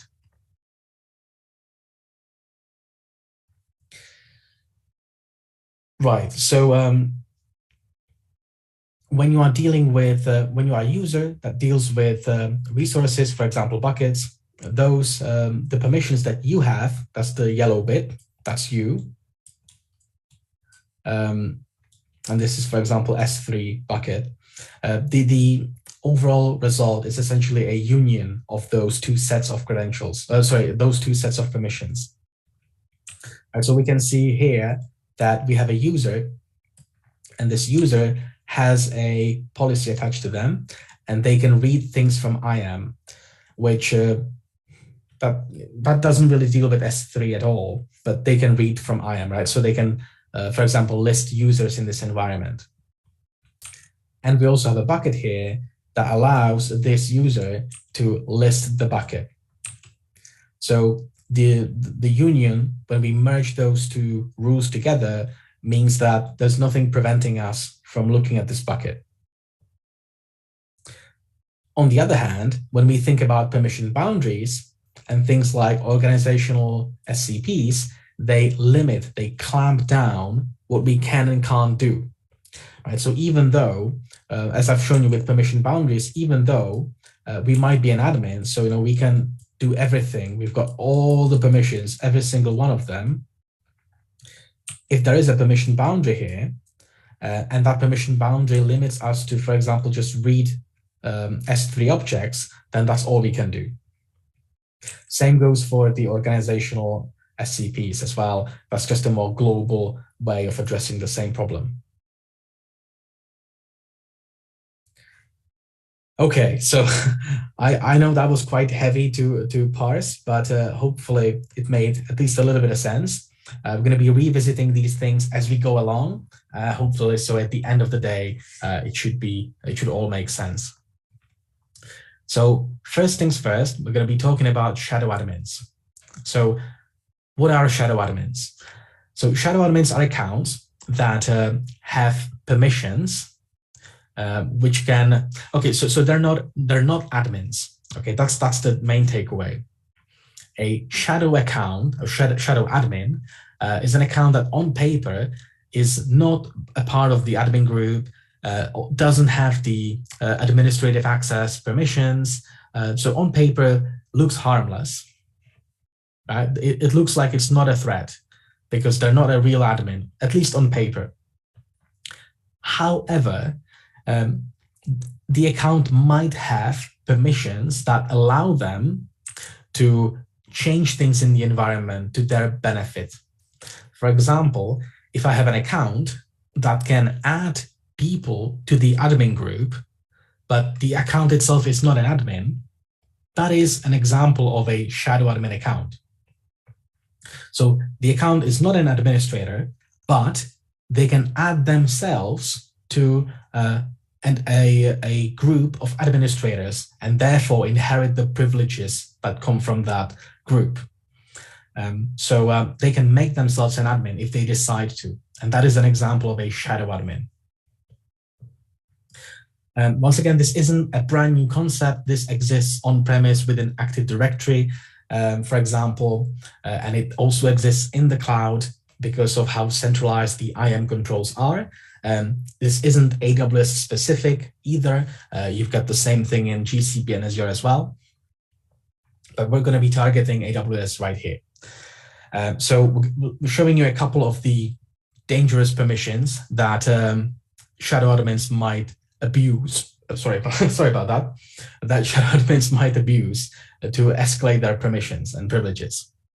So, for example, if I can create access keys for other users, I can generate a set of access keys for an admin and then take those credentials, put them in my terminal, and effectively take over their account. I can do the same thing for the web console login. This is called a login profile in AWS. I can essentially create or change their password for logging into the web management console and again, hijack their account. Or if I can manage group memberships, maybe I can add myself to a highly privileged group and inherit the permissions that stem from that. So those are fairly generic concepts, resetting someone's password essentially, or generating a new password for them and changing group memberships. Those are fairly generic concepts. Now there are some AWS specific things, right? So I can, for example, change policies around. And the main thing that we're going to be actually looking at in a hands-on exercise in a second is messing with the policy versions, right? So as I've mentioned, when you define your own customer policy, when you edit it, the old version doesn't just go away, it stays in place. And instead there's a new revision created, like a new version essentially being published. So that makes it easy to roll back to the old one if things go wrong. And if people can do that, if I can edit things, I can create a new version of an existing custom policy and change things around. Maybe I can add some permissions to that new policy and essentially make it dangerous. Or if there was a dangerously defined policy and someone has fixed it, if I can override that, if I can roll back the changes, then I might be able to abuse that policy to my advantage. Right? So this set the default policy version essentially allows you to roll back changes. So if someone comes along, fixes a problem, then you can undo those changes and once again take advantage of that problem that existed in the first place. And the last one is quite simple. Essentially, if I can just start attaching things to random people, both inline and managed policy-wise, then I can just make myself an admin. I can attach administrative access to my own account and therefore become an admin. Okay, so that's quite a few ways to become an admin. Let's explore one of those.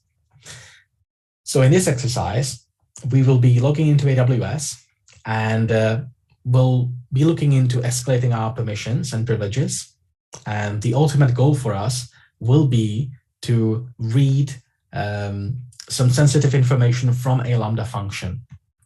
So that's going to be our end goal here. So we're essentially trying to find a way to escalate our permissions so that we can interact with Lambda functions. Okay, so let's take a look. I'm going to close all of this down and let's take a look. So I'm just going to make sure I'm still logged into AWS, user 410, STS, get full identity.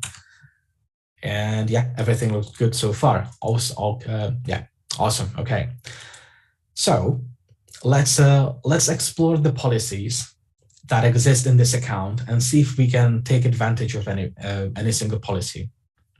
So to do that, I will say IAM list attached policies, user policies that are attached to my user. So user 410. So all of those policies are attached to my account and I can take advantage of all of those. As you can see, there's quite a few. I can also take a closer look at all of those. Right, so for example, let's take a closer look at this policy called user 410. So that's the policy name, and this is the unique identifier. So I'll make sure to copy that. And let's get some details surrounding this one policy. So I'll say IAM get-policy. And I need to tell it which policy I'm talking about. So I'm talking about this policy called user 410. And this gives me a couple of details. So I can see that this policy has apparently been edited a couple of times because I can see that we're using version 3 right now.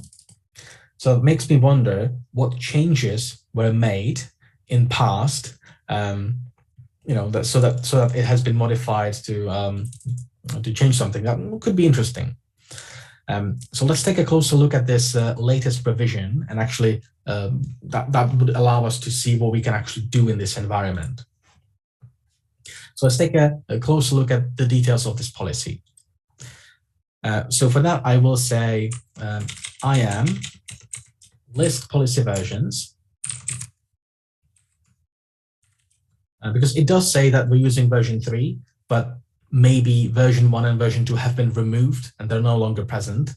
So with list policy versions, we can actually determine if they're still there, if the old versions are still there. And so the policy ARN is this.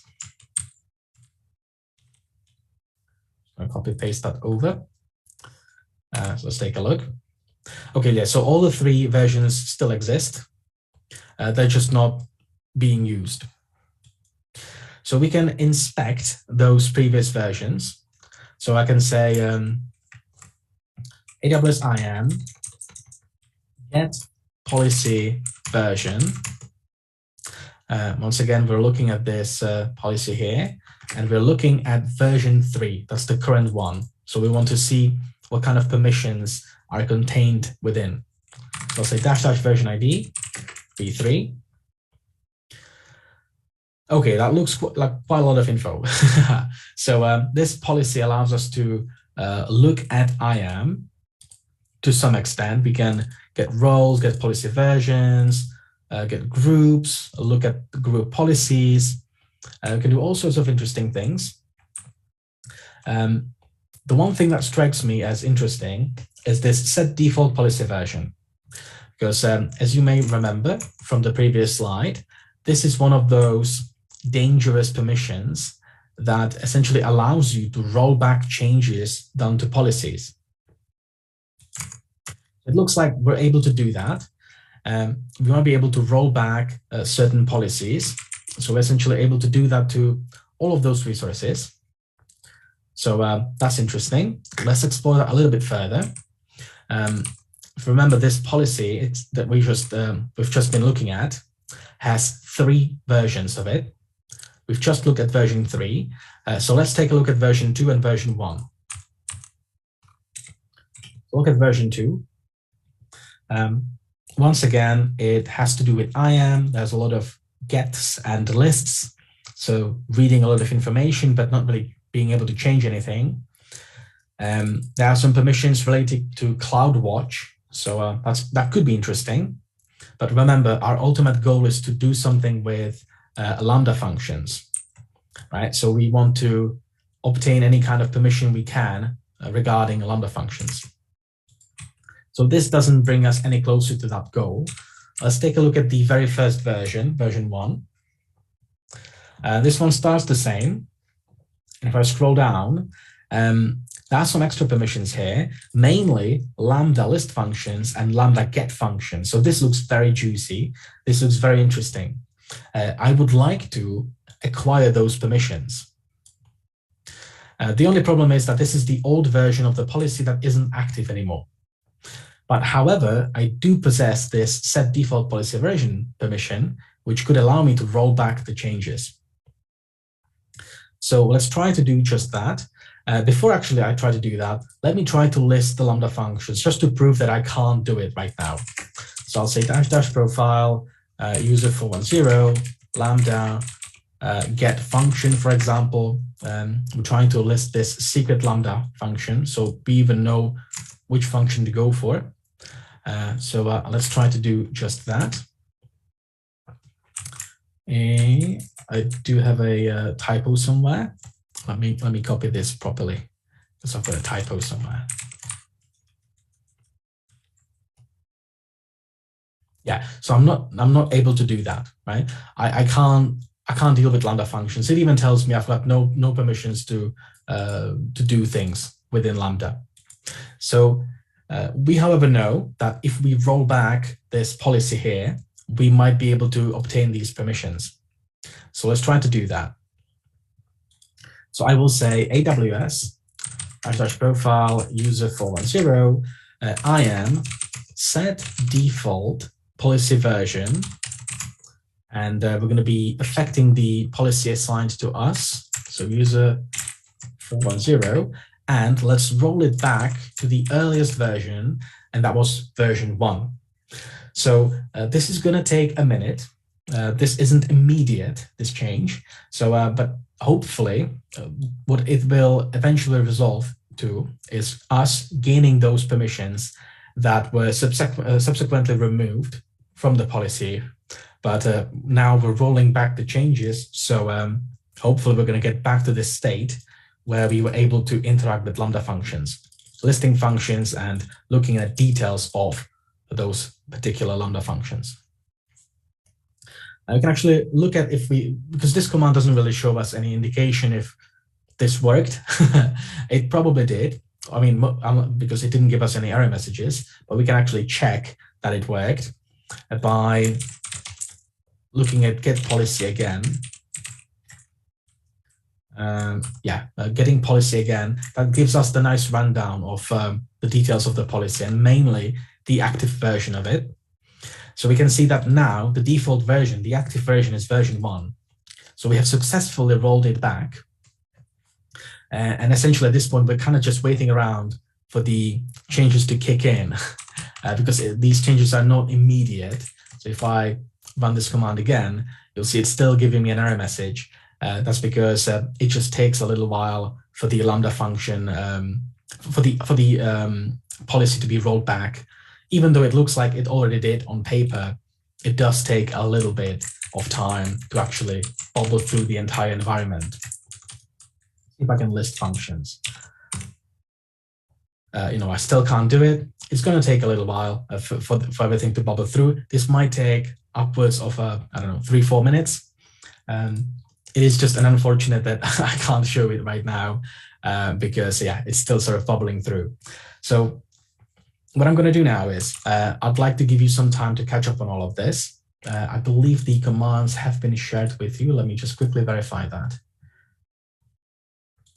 Yeah, so all the commands have been shared with you in the Shadow Admin 1 lab.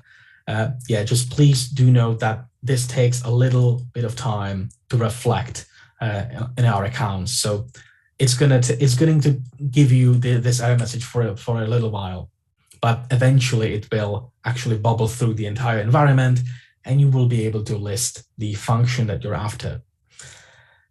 So I'm going to put on a timer on the screen and I'll leave you to it. Let's put on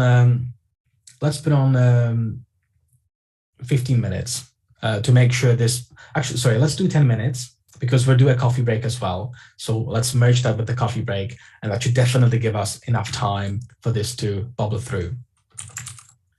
So we'll do a 20-minute coffee break and a 10-minute for the lab. So that brings it to 30 minutes, and that's definitely going to be more than enough time for all the changes to bubble through. And then we're going to come back and we're going to continue with the labs. We've got a couple more exercises to look at today.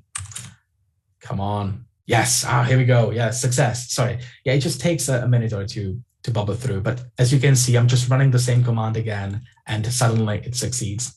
And I can actually read all of this, get to the variables and the flags and everything. So yeah, it works. It just takes a minute. Okay, so I'm going to put on 30 minutes for the coffee break and for the lab, and I will see you then. So good luck.